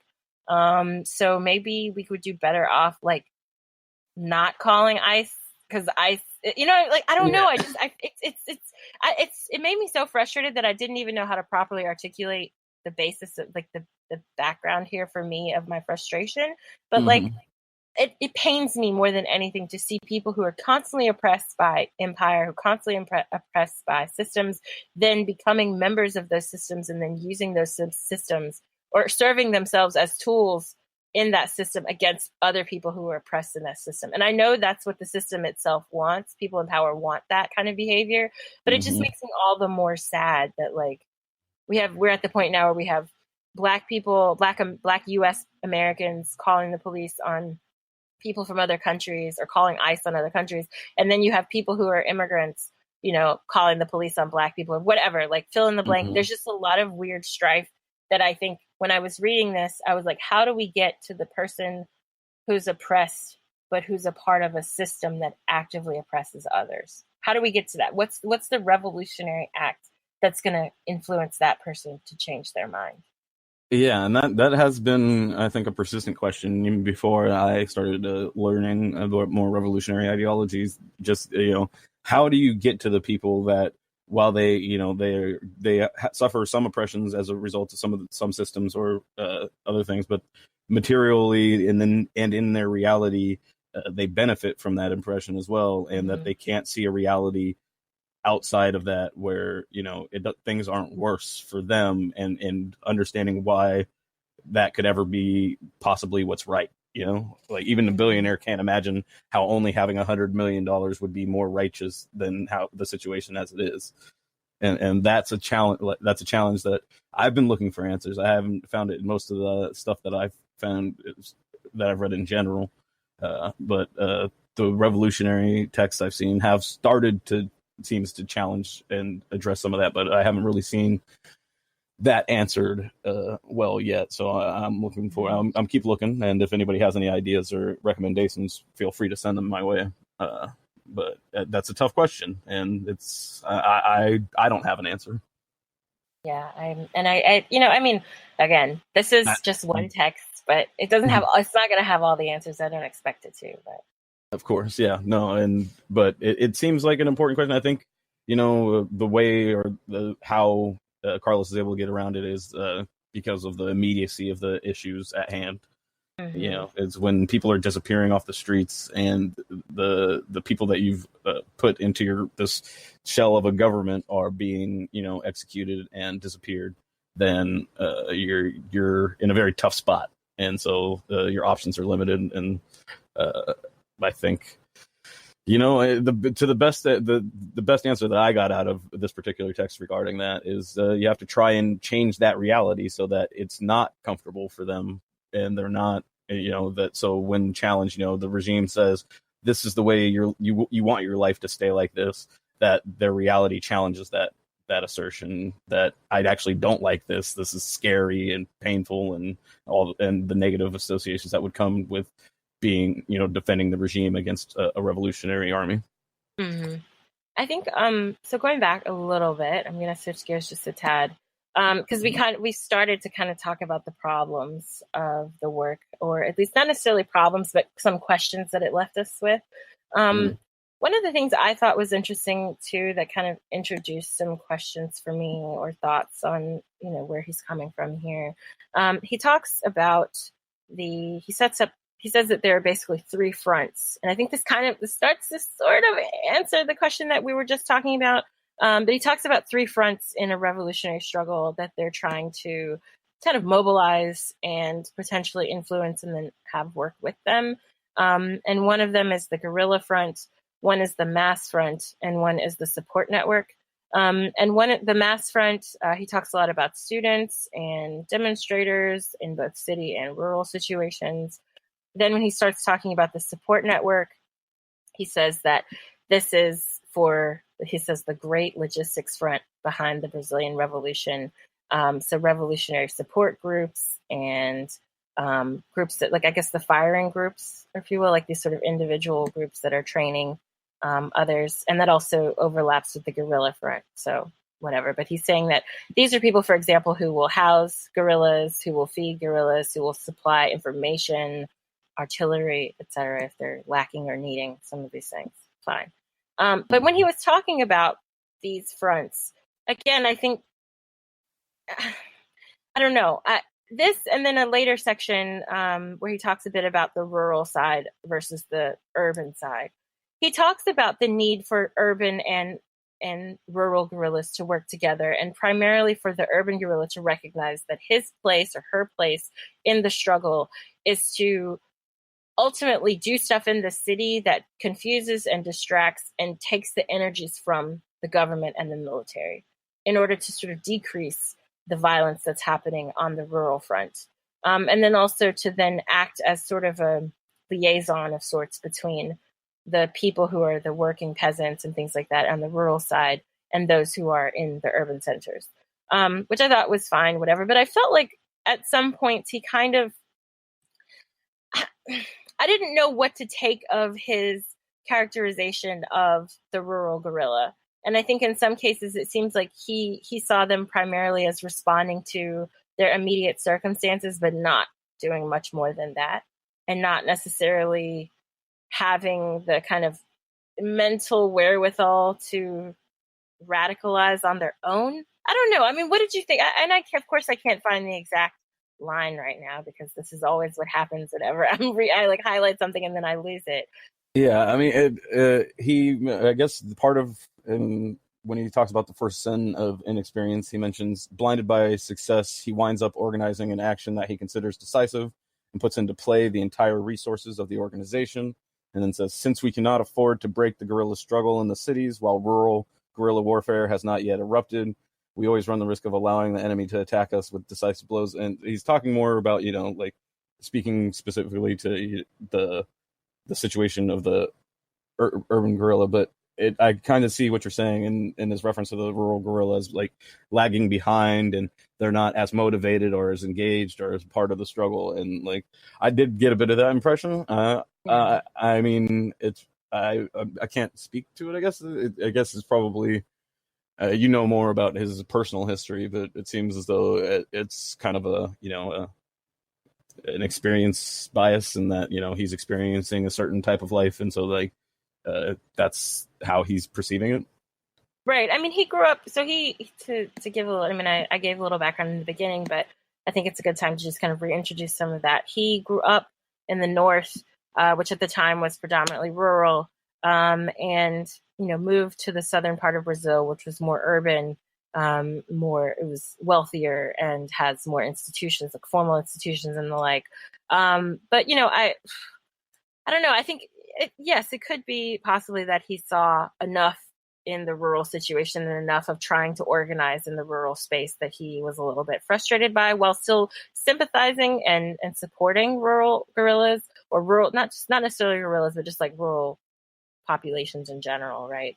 But I don't know. It could be that he knows enough, and he himself grew up there, and he can say with better authority than I could that organizing in those spaces was difficult around certain issues, or at least compelling them to act in quite the same way without having some sort of direct contact with the oppression, right? But I don't know. And of course, as I said, I can't find the section now, and if I find it, I'll put it in the show notes so that people will be like, Wendy, they won't be like, Wendy, what are you talking about? Like, where is that? But there is a line where he says something more about like the urban or the rural guerrilla not being as enlightened or something. And I was kind of like, well, different approach. Yeah, and I think if we look at people that have done organizing, even just in the U.S., I think that I imagine people can have experiences that reflect both of those realities. That they've gone into rural areas and been basically completely shut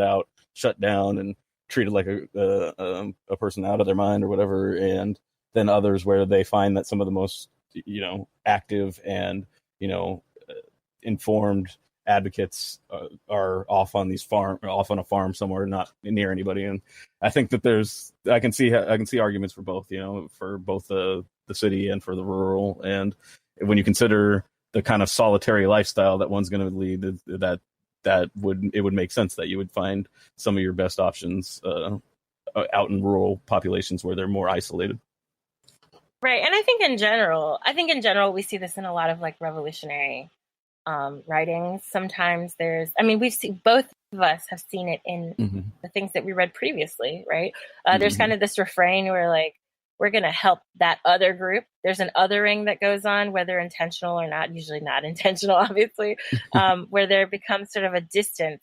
And the idea is that like, we're the more enlightened ones. We have to go help this other group, or we're going to like, we see them, like, for example, he calls the rural guerrilla as like the backbone of these movements. So he sees, he sort of recognizes the symbolic significance of not only the people themselves, but the experiences that they have in direct contact with government and military violence. But at the same time, he sort of, I don't know, he turns them into sometimes more of a symbol than an actor. And I think this is like pretty normal in a lot of left-leaning language sometimes, and not just rural, urban, but you also see, for example, the intellectual versus the hourly wage worker, right? Or like the black. No one really says this anymore, but in older texts, you do kind of see like the black masses or the formerly enslaved masses and the white intellectuals. There's this division that some point out more explicitly than others that's underlying in a lot of these texts. But I don't know. Yeah. It's maybe something that's got to still be overcome. Yeah, I think, despite, having, seen several revolutionary attempts around the world and throughout history, there's still, I think it's clear that there's still plenty to learn and understand about how to make that successful and as ideal as possible. And I think that the divisions among that get formed as part of that, and how that plays out is important. And I see it in today's atmosphere as well. The people realigning themselves with new political identities, and myself included, and new understandings of the political realities that they actually face. And it's a vulnerable time period where you're vulnerable to misinformation or manipulation and other aspects like that, and it becomes a bit of a, I don't know, intimidating thing. It seems almost easier just to settle on something that you're comfortable with, rather than trying to learn and expand a new understanding of the systems at play that will give you more of a revolutionary mindset, as opposed to, identifying more as, a reformist or progressive, or some of the other less radical terminology that is we see people coalescing around. Yeah, I was going to say it's definitely the more popular version. It's kind of like the happy medium or the unhappy medium sometimes. But it's definitely something that I think, as you said, it's more palatable, right? If it's new to you, it's less risky. And so people like to feel safe, So I found the passage, by the way. So this is on page 40. Finally found it after, I don't know, what felt like 30 minutes of my being like, I can't find it. So it's on page 40. It says, the strategy of the rural guerrilla. Number 1, peasant struggles resulting from demands against landlords or from the organization of rural syndicates will develop into armed clashes, and in this sense are positive. Okay, noted. However, without firepower, the peasants will be crushed by the forces of reaction. It is unlikely that rural guerrillas will emerge in a strategic sense out of peasant conflicts. The Brazilian peasantry has a very limited political consciousness, and its tradition of struggle does not reach farther than mysticism or banditry. Its experience of class struggle under the direction of the proletariat is recent and limited. I was like, what you talking about, Willis? There are definitely slave revolts throughout Brazilian history, and maybe he just wasn't aware of them, or who knows. But there are things that are happening that we wouldn't necessarily classify in the formal sense as Marxist class struggle, but it's definitely oppressed rising up against the oppressor, and they're organized and they're political and they're doing things that are definitely far beyond this, what he classifies as mysticism or banditry. So I was kind of like, I don't know, maybe he just didn't have the resources to. He hadn't done all his research yet. Yeah, I see in that passage in particular, that sounds like that sounds personal. You know what I mean? Thinking about somebody specifically from where he grew up. That's what that sounds like. Something. Yeah, it has that kind of tone to it, and I mean, I think it also reminds me, it's important that while we're, any of the authors that we look at, or any of the revolutionaries, or any of that stuff, it's important that we don't deify them or make them more than human, or they're still human, and they're not going to be perfect, and they're all going to have their own foibles or quirks, and that to me kind of, I feel that a little bit in it, but it's important to note and to be aware of. That way, they can be addressed when you're addressing your own ideology or philosophies regarding where you stand. Right, yeah, to be aware of your quote-unquote blind spots, which is also a phrase that I don't love, but it's what I'm working with right now. But I think that it's the closest we can get to describing sort of what this is, or not necessarily privilege, but just points where you're overlooking what might actually be organizing and politics, but it's in a language and a structure that you don't necessarily identify with or recognize for what it is. Just to be careful not to overlook those things. What other thoughts did you have, or problems, issues, things that you wanted to bring up that I have certainly left out? No, I mean, I did remember the one time where he actually used the gorillas as in referring to the animal. I thought that was interesting, and it just caught me by surprise. Mm-hmm. And then also, the giant is known by his toe. He quotes, and he says, the same could be said of the urban guerrilla, who's known from afar by his correct tactics and his absolute fidelity to principle.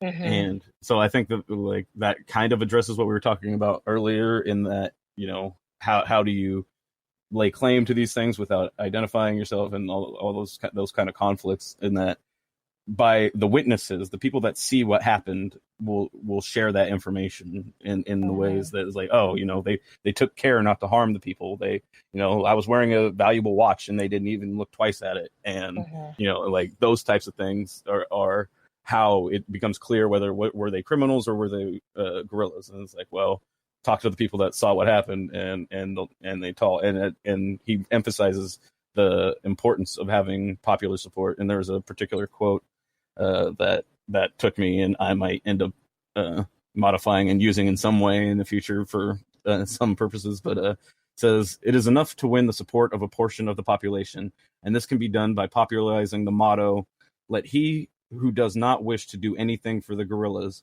do nothing against them. And as if that mentality of, at least if I'm not going to, bother to learn about the revolutionary struggles, I'm not going to bother to learn, how to, fly a plane or use a boat or whatever, shoot guns. And I'm not going to do any of those things. At least let me not stand in the way. Let me not act against these people who are trying to improve the situation for myself and everyone else as well. And I think that can be useful and can be a powerful message as well. It's like, you don't have to act against them. That's you're not compelled. You don't have to be compelled to do that. You don't necessarily have to join the revolution and pick up your gun and do all those types of things in order to still be serving a positive, playing a positive role in the situation. And so I think that leapt out to me. Yeah, that's an excellent line to highlight, actually, because I think it's one that we absolutely can apply now. Just in thinking about left politics in general and ideology. I mean, one of the things that I've noticed is that there's so many there's a lot of sectarian drama, like all the different groups on the left, online and in real life. Online is real life, but you know what I mean, like in person, I should say, in organizing spaces that I think sometimes get really attached to, I'm in this sect or you're in that sect or you follow this ideology and therefore I can't, there's nothing of value in your ideology. Or I think I see a lot of demonization of certain sects, distortions of history in order to demonize certain sects. And I think it's dangerous on the one hand, but it's also just silly. Ultimately, I've always been of the stance, look, if you're doing something that fundamentally has as its base to sort of equalize things, right? You want to make equality, you're centralizing equality, and the act that you're engaging in is toward that end, then I always say, I'll walk with you, right? I am on your side, even if I don't necessarily agree with every single aspect of your ideology. If there's at its heart, equality is there and making things better for the majority of the population, especially those who are already hyper marginalized, then cool. I'm not so personally invested in my own status as an XYZ fill in the blank political group. Now, I am invested in saying I'm a leftist, but I always say I'm just a leftist because I agree with a lot of different tactics and aspects of different ideologies. I don't embrace just one. I'm kind of when the Unitarians on the religion, and I'm kind of a political Unitarian. Take what's good from everything, right? And some might say that that's childish or Pollyanna-ish or whatever, but it's the approach that I find most positive and that works best for me. And I appreciate a lot of what I learned from people who are, to my left, to be honest. And I don't think it's a good idea to take time out of your day to shit on other leftists whose ultimate goals are really to make the world a better place. And they look to examples around the world, like in Cuba, like in Venezuela, and criticize their governments if you must, whatever. It's not my personal standpoint. I don't think it's productive in any way. But I think it's important to recognize that there's a lot that we can learn from these places. And instead of shitting on them and shitting on, I don't know what the purpose of shitting on Cuba and Venezuela is actually, but I think it's a pointless venture, in my opinion. Take what you can learn from them instead of degrading them. It's often used as a way to establish a baseline of reasonableness. You have to admit that this thing is horrible in order for me to be able to take seriously anything else you want to say. And so it's you have to acknowledge these atrocities or this happening, and you have to do it within the framing that I've placed it in, rather than within the framing of what, how it's perceived by the people that actually went through it. And that I think is how I see it used a lot, and it becomes very destructive in that way. And people feel compelled to be complacent with that, and to bow down to that framing and that understanding, so that they can appeal to this person that they feel can be drawn in. And that's one of the aspects, I think, of this argument, this dynamic that I've seen in various sectarianisms of the left or whatever, is, I 2 years ago, flashback 2 years ago, I wasn't, I wouldn't consider myself, a revolutionary or on the path to being one or anything in those lines. Maybe, political revolutionary, maybe, very slogan. So I mean, I wasn't, my politics weren't what they were, or weren't what they are today back then. And so like, and I had to be moved, and what moved me may not be what moves other people, and what didn't move me may move other people. And so like, that dynamic of, how do we appeal to people who aren't with us yet, and who are we capable of convincing, and who's not worth our efforts, and how do we determine those types of things, and seeing that play out, and how people are trying to assess that. I see some, like, I almost see it revolution working to the advantage of our oppressors, in that if they can rush us into it, then it makes it easier for it to fail, because we're not prepared. And this document kind of touches on that, and really goes into it. It's like, if you're not prepared, then the results aren't going to be what you're expecting. And so like, sometimes I feel like like, I saw a tweet recently, the Democrats, you have to be a Democrat to run for the nomination, basically specifically targeting Bernie Sanders, although they couched it in different terms, I'm sure. But like, seeing that, it's like they're prodding people. It's like, it feels like they're intentionally encouraging people to overreact, or act rashly, as Carlos put it. Oh yeah, I mean, I think it's a matter of, as you said, it's sort of an attempt to, in some ways, dissuade others from anything more radical. And I think it's also an attempt to it's just a basic attempt to control the narrative, right?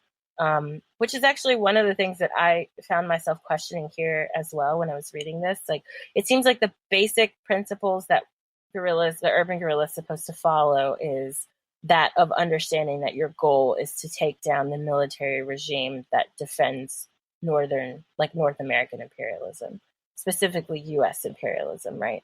And I think beyond that, we don't really get a sense when we're reading this what the full ideology is behind this struggle. We get steps of, what to do, but we don't necessarily have an ideological basis other than imperialism is the direct enemy. The people who defend imperialism, or the systems that act to defend imperialism, are also the enemy, and our direct immediate enemy. And I think sometimes when leftism, online or otherwise, attempts to kind of break into so many different diversions, we're going to fight for this group, we're going to fight for that group, we're going to fight against this regime, we're going to fight about this, it loses that basic goal, which is to defeat imperialism, right? And to defeat capitalism as it currently stands and is an oppressive force in our everyday lives. I mean, those are fundamentals. And I think sometimes people get really wrapped up in like what other countries are doing. And ultimately, one of the things I thought was super fascinating about this reading as well, that I think we can very easily apply, is there's also a debate I see waged often about what is the role of the US-based citizen in struggles on the left, and especially if they consider themselves internationalists, right? And I think this reading kind of gave us an idea of that. It's a bit of a like a comparison or a simile of sorts. Like the U.S. leftist is to the international struggle as the urban guerrilla is to the rural struggle, right? This much larger rural struggle that's going on in Brazil, and that has very immediate effects. And I think that, in many ways, even if you're a person of color in the U.S., sort of, we can have an argument all day about how we're oppressed, and we are, and there are people who have it very bad on the basis of class, race, fill in the blank, point of being marginalized. But I think there are also moments when we have to step back and say, what are the ways that even if we are oppressed here, can we show support to people in other countries that are being oppressed on levels that sometimes, for some of us, not all of us, because there are definitely situations here that are comparable, but that are somewhat, that pale in comparison, and that are done in our name, right? That are done in the name of U.S. Americans against other people. And so how can we defend? How can we support? How can we stand up for other oppressed groups, while at the same time keeping in focus, keeping in the front of our brains, right, that we have to be fighting against imperialism. That's our main goal, and we're in the seat of it. We're in the center of an imperial state, right? So what is our role in that? And I think that it's I think a lot of the tactics that he tells us to employ on the rhetorical level, in terms of propaganda, intellectuals, what they can do, I think it's really important. And I think people can take fighting imperialism to mean different things, like how they want to do that. I mean, again, y'all can, like, if you go do something violent, please don't pin it on me. But people can do whatever they feel is best within their means. But as he mentions, I think it's been said over and over by people on the left, but you have to employ a variety of tactics. There's just to be a diversity of tactics. And we have to do, he even says in this text, like, do what you can, do what's within your reach. And I think it's really important for us, and I'm speaking specifically to people who are of marginalized groups in the United States who want to express solidarity to marginalized groups who are being marginalized under the yoke of imperialism and capitalism abroad. We have to understand that our situations are similar, but not the same, right?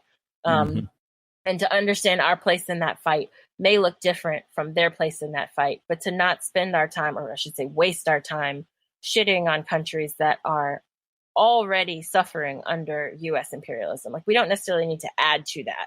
I think what we can do is defend the rights of people, defend the rights that people have to exist, defend their right to vote for whomever they want to vote for, defend their right to defend themselves against imperialism, and show support in other ways. But I don't think denigrating,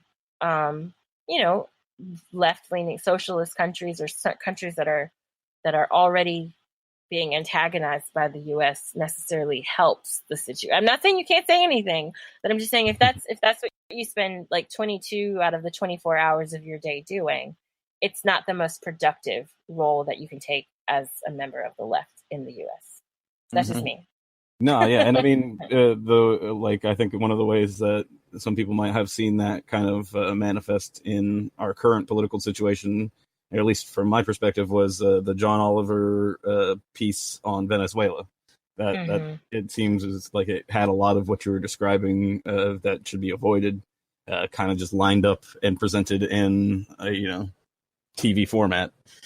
And like I was like, I mean, like I said, I'm part of this program, and part of my journey in general is just learning a lot about stuff that I hadn't known about, decolonizing my mind and understanding the more, we'll say, more comprehensive understandings of conflicts abroad and in history than the kind of whitewashed, sanitized versions that we get when presented in traditional educational atmospheres or in the media.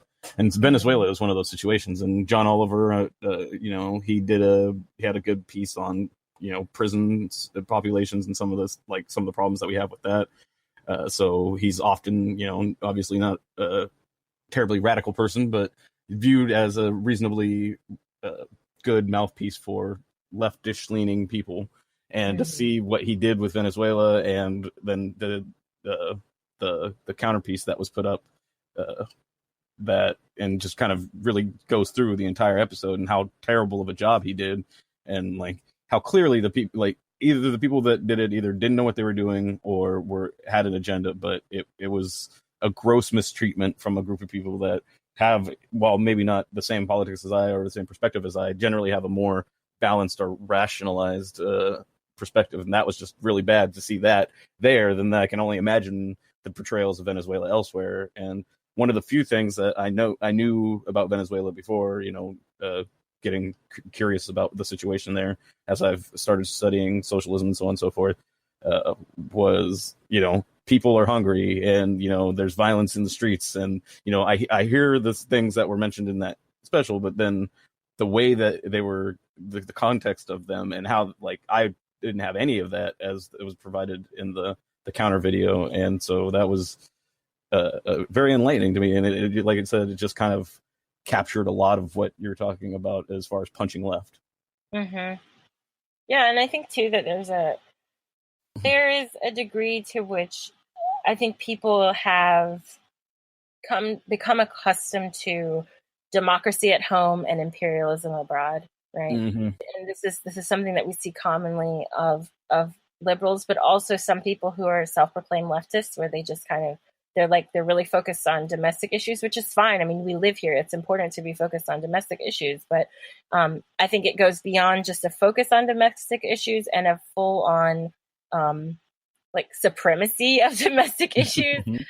So then it becomes a rejection of any sort of internationalist policies. And for me, at the heart of left politics should be an understanding and recognition of, our need to be very much aware of what's going on around us, how we can undo the systems that are used against people abroad, and undo the systems that are used against those people in our names, with our tax dollars, and with our, claiming to be to our benefit, when all they do is harm other people, and often, sadly, like bounce back and harm us too. I mean, I don't think these things are separate, and I think it's important for leftists to start to draw very clear lines between, or not lines between, but draw connections between, connections between domestic and international issues without demonizing other people's populations. Because the John Oliver segment was, derogatory not only of the government, but of the people of Venezuela, of Venezuelan voters, and many of whom, are the supposed poor people that you want to defend, but then you're going to insult in the same breath. So it's contradictory, and to me, not becoming of someone who claims to be even liberal, right? Like if you claim to be in the center, it's not a good look for them either. I do want to transition, though, just to kind of talking about a few last things from the piece. And then we got a question, as I hinted at the beginning, we have a question on Curious Cat about our discussion of History Will Absolve Me. So I want to get to that before we close out. But some things that I thought were just interesting points to acknowledge of the text, that were questions that were raised for me, and that perhaps we can try to answer in subsequent discussions later on. But one of them for me was, for example, who are the leaders, right?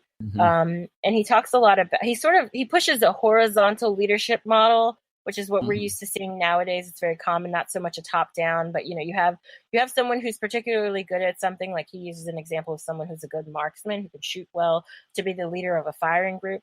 But within that circumstance, you still have other people kind of doing their own thing, and you don't have like a hierarchical system.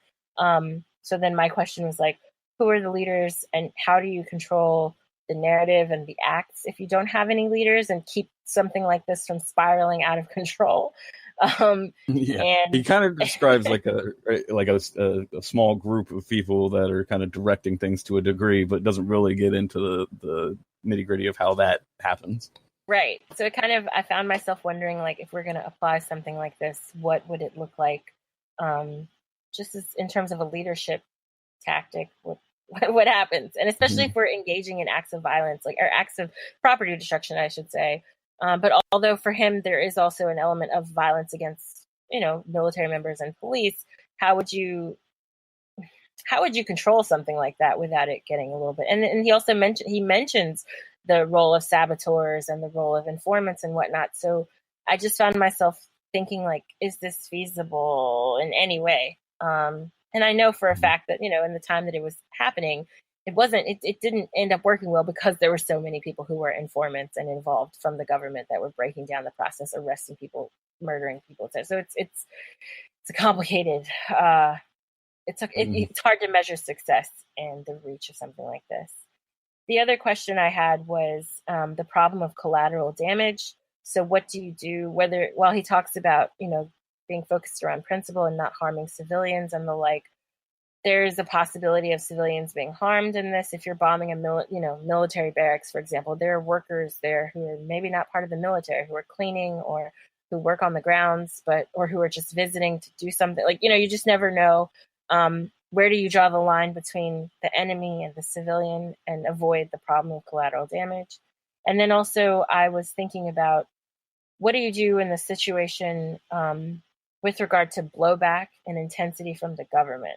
So he often talks about the need to attack, to keep your attacks unpredictable, and attack when the government is quiet, or the military is quiet, military and the police are quiet and not doing anything. But at the same time, we know for a fact that the response from the government, the response from dictatorial regimes, are always going to be disproportionate. So how can we advocate for such dramatic acts, knowing that they will lead to crackdowns that are beyond the initial act? So, kind of these are questions also, just kind of thinking about the place of violence and where it fits in terms of left ideology, what that looks like. So these are questions that I was left with. Mm-hmm. And I would love to hear what you think about some of those, and if you had any closing questions that you also were left with as you were reading. Yeah. Well, I mean, regarding the questions that you mentioned, I think it's tough. Like you said, he pushed a much more of a horizontal kind of management, managerial situation, and it was very much self-startered and motivated on being self-motivated. And I like you mentioned, it does end up having to deal with certain issues, like with the saboteurs and informants and so on and so forth. And those, it's a difficult task, and I don't. And in modern times, some things have changed, and like revolutionary. Each time that we see one of these revolutionary attempts throughout history, it wasn't just the revolutionaries who have the opportunity to learn from this. It's also the tyrants. And so every weakness that's identified in these historical accounts is going to have had some sort of treatment from the tyrants as regarding to how are they going to protect themselves or insulate themselves from those risks. And especially the more of the stuff that I see from the early 60s and in late 50s in that general time frame, the more I see is like, oh, well, this is what they did. This is how they addressed that this was a weakness that they saw, and this is what they did to try and address it. Like talked about in the propaganda episode, bullet theory, and the idea of making a bigger, stronger, better bullet, and that wasn't very effective. So they were like, well, how do we weaken people's knees? How do we take out put them off balance so that it takes much less to knock them over? And so you see the systematic destruction of educating the populace, and you see it in other countries as well, where they increase illiteracy rates and reduce the population's ability to engage with the type of information and the type of organizing and the types of things it takes in order to even get to the steps preceding a revolution. Right, and I think too that what ends up happening is that it's like things just get flattened. So there's, we see, for example, there's a lot of obscuring of certain violences that happen towards people. They're not necessarily censored, but they just are overlooked, or people become conditioned to them. So like now we see so many videos of people being harmed by police, right? We see it on a regular basis, but we've just kind of like, okay, like you see it and then you go on to your next thing. Like you have pictures of or videos of people being murdered by police interspersed with that of puppies and interspersed with that of makeup tips and stuff. It's a constant stream, to the point that it's yes, the government is engaging in acts that harm us physically. But there's also like another type of violence that's happening that's far more hegemonic, that's far more, it's broader in its reach. And I think it's one that kind of conditions people into silence and conditions people into indifference, which is so scary to me. It's almost like the most powerful tool that they have. Mm-hmm. Well, and you mentioned, the marginalized communities in the U.S. and I think, and like also the role that the U.S. plays in imperialism and in the capitalistic structures that are oppressing so many people around the world.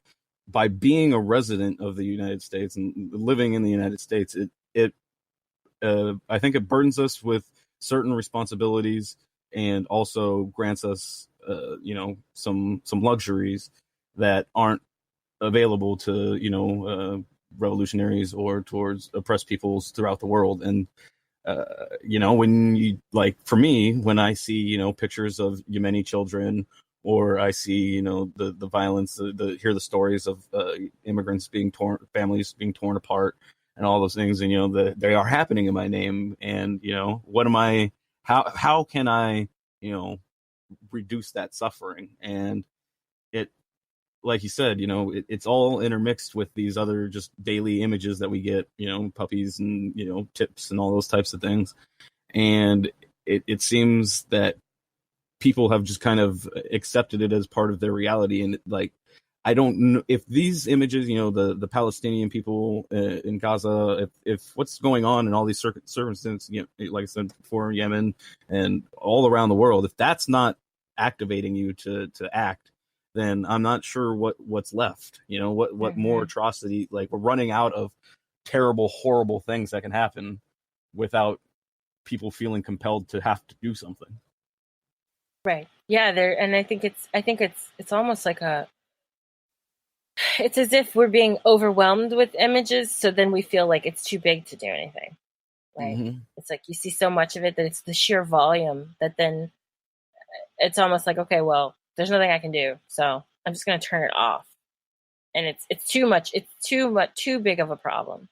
So I'm just going to become indifferent, or I'm going to turn it off, and I don't want to see it anymore because there's nothing I can do. I can't fix it.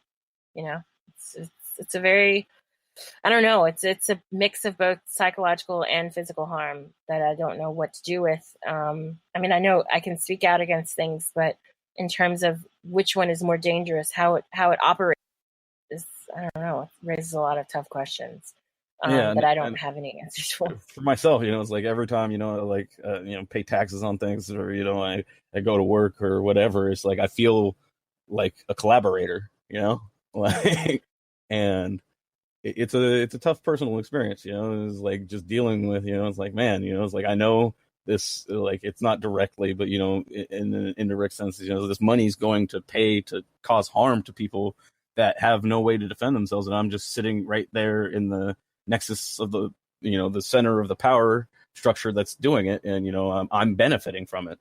Like, the reason why I get to, you know, have a computer that can do these broadcasts and do these types of things is because I'm benefiting from that oppression of those people that I help sponsor with the money that I earn from the job that feeds into this corporate capitalistic machine that is helping to destroy all these people's lives. And it is a bit overwhelming just to even, like, confront it, you know, and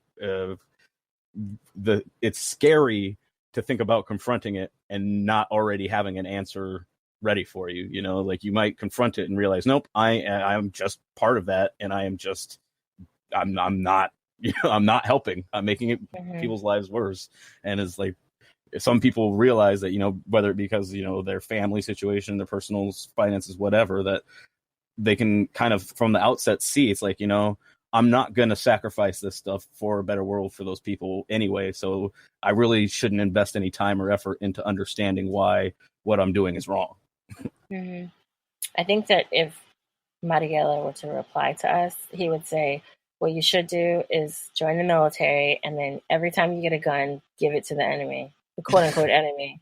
And then every time you go to work at the bank, shuffle some money over to somebody whose bank account is at zero or overdrawn, or, you know, like, literally to commit acts, quote unquote criminal acts, but to do it in the interest of supporting those who are oppressed. I think that's what his answer would be.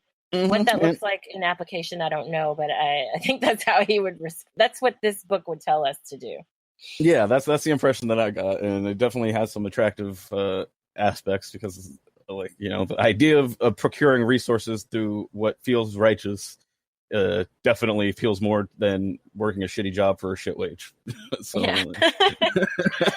Yes, it does. And I mean, I do my part. I may not pick up a gun, but I definitely do my part by at least taking, you know, I'm in a quote unquote elite institution, and I try to use what I learn to inspire other people, to teach other people, to learn from other people, to be honest, because it's not a one-way street, right? It's like a two-way street.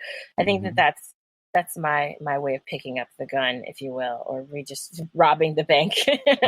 I rob the bank by taking what I learn and trying to make it easily accessible. And I don't mean accessible like dumbing it down. I mean in the sense where it's like, some people may not know about these resources. Let me make them available to the, you know, like, everyday people to listen to learn about, and then to grow curious about enough to go read it themselves. So that's my way of contributing for now. And hopefully, you know, if and when I become a professor, I can contribute in that way too. And I mean, I don't know. I do what I can. I really do try to find ways to subvert the system that I work within.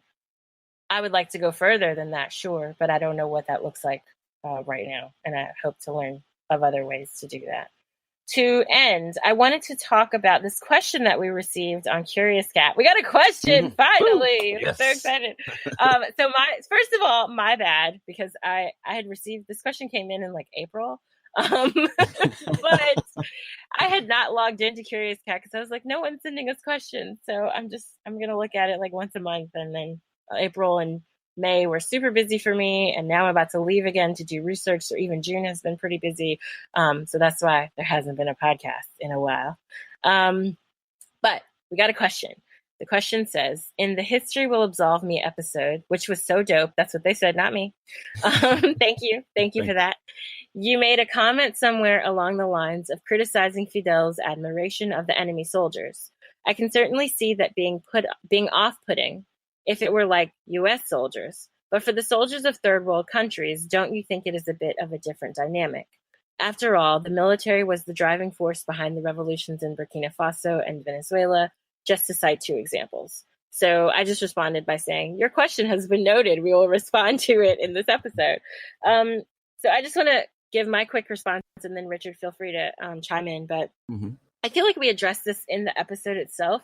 But we noted that while I kind of pointed out that it was weird that he seemed to take the side of the enemy soldier at times, that I felt like he was doing it for the sake of propaganda, to kind of do what we were talking about in this podcast. Like, how do you appeal to the person that's working for the enemy to get them to be on your side?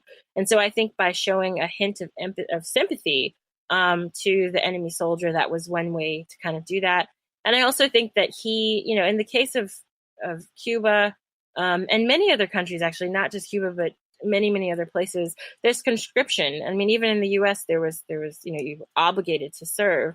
And so I think for him, he recognizes that many of the boys and men who were serving in the military in Batista's interest were not necessarily there because they loved Batista, but that they were, conscripted or had family obligations or whatever. They had different circumstances that made them, engage in what they were engaging in. But I think primarily it was a rhetorical tool.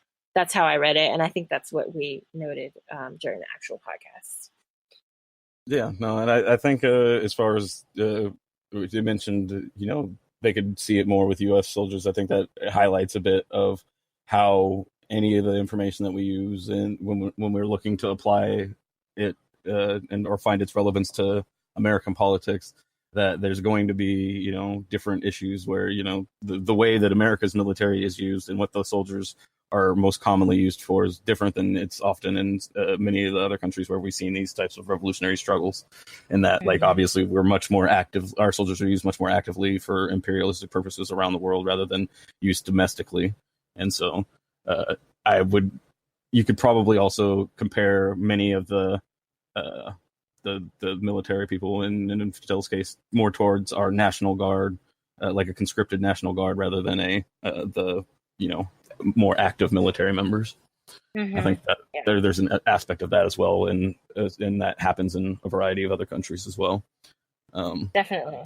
I'm really excited. We got a question though, and I mean, quickly is like it is very inspirational and very I don't think people understand how happy it can make, and at least me, and maybe some people are different in different ways, but when I see people actually, feel like they got something of value and they reach out and mention, it's like, hey, this was really helpful for me, or they share it with somebody and they're like, hey, you should really check this out. It had some really great information, or any of those types of things. Really, it's very fulfilling feeling, and it makes some of the inconveniences that come along with taking time out to do these things, to study and to understand all the stuff, to know that it's appreciated by people really matters. And so I wanted to thank the person who asked the question, and thank the people that have shared, and I've seen tweets and stuff and the things that I've seen. I just want to thank all of you for that. That's really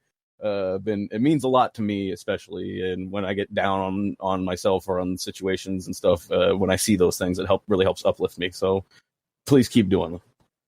Richard, you're always closing out with these really profound statements that are emotional and sentimental, and I'm like, thanks everybody, bye. So you make me look bad, but no, I appreciate. I'm less sentimental, I think, than Richard. But I do appreciate everything that you all have done to give to this podcast, whether it's monetary or through sharing, liking, commenting, leaving a question. Thank you for your question, Anonymous. But yeah, we really appreciate it. And we do care about what you have to say. And we do appreciate and care when you share, like, comment, respond.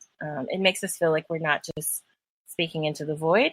And yeah, and also I should just note here that because I'm a little leftist, I am very fair in my redistribution of wealth. So for those of you who've been able to give to the podcast, we really appreciate it. And just a little side note, sneak peek into the behind the scenes, I pay Richard. So whatever you donate to me ends up getting to Richard as well. We have we've worked out a system thus far. So based on, what I put out of the podcast and what he's involved in the podcast, I share with him. So it's really important, if you can give $1 or more, and if you like Richard more than me, remember that he's getting a cut. So no, we really do appreciate it. And thank you so much, Richard, for joining me once again for Reading Revolution. I don't know what we're going to do for July. Do you have any ideas of what you want to see on the July roster? I don't know. I mean, I guess I mentioned to Wendy beforehand. First, I want to say I really want to thank the people, and I guess that kind of all goes together, is the Patreon and Wendy for being consistent on that. And you'd probably be like, it'd be interesting to find out the financial workings of various left groups that are taking in money and how that's being distributed among the members and contributors. And so like that, what Wendy's doing is it's very important, I think, both structurally and to the system or to the idea of what we're trying to accomplish. And then also personally, it's like, it's not a lot of money, but those of you that are able to donate $1 know how far $1 can go sometimes when you're in a situation. So I can't express enough that both in principle and in practicality, how important that's been for me. And so I want to make sure I got to thank you for that. Thank you, Wendy. I haven't necessarily articulated that much to you personally, so I should say that now. Well, I didn't pay him to say that. Y'all did. So thanks.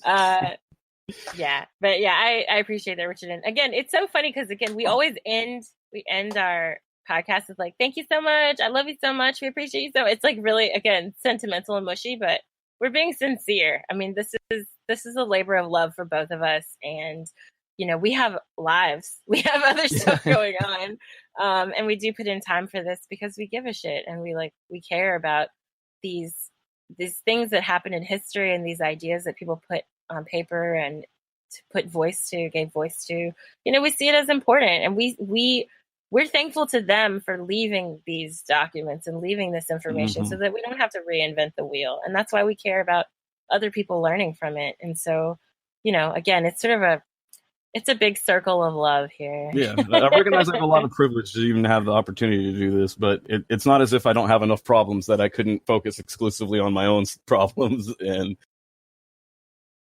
have a very thoroughly full day. And so, to take the time out and to know that people are involved, it all matters. And what I was going to say, as far as what we could be talking about next month, yes, but it fits into all this, is just more revolutionary writing about existing in the capitalist imperialist structures. Like in what ways do revolutionaries and people pushing that find themselves being able to exist, and in what kind of professions can they find themselves where they are less proactively contributing to the oppressive systems, or even professions that actively undermine them.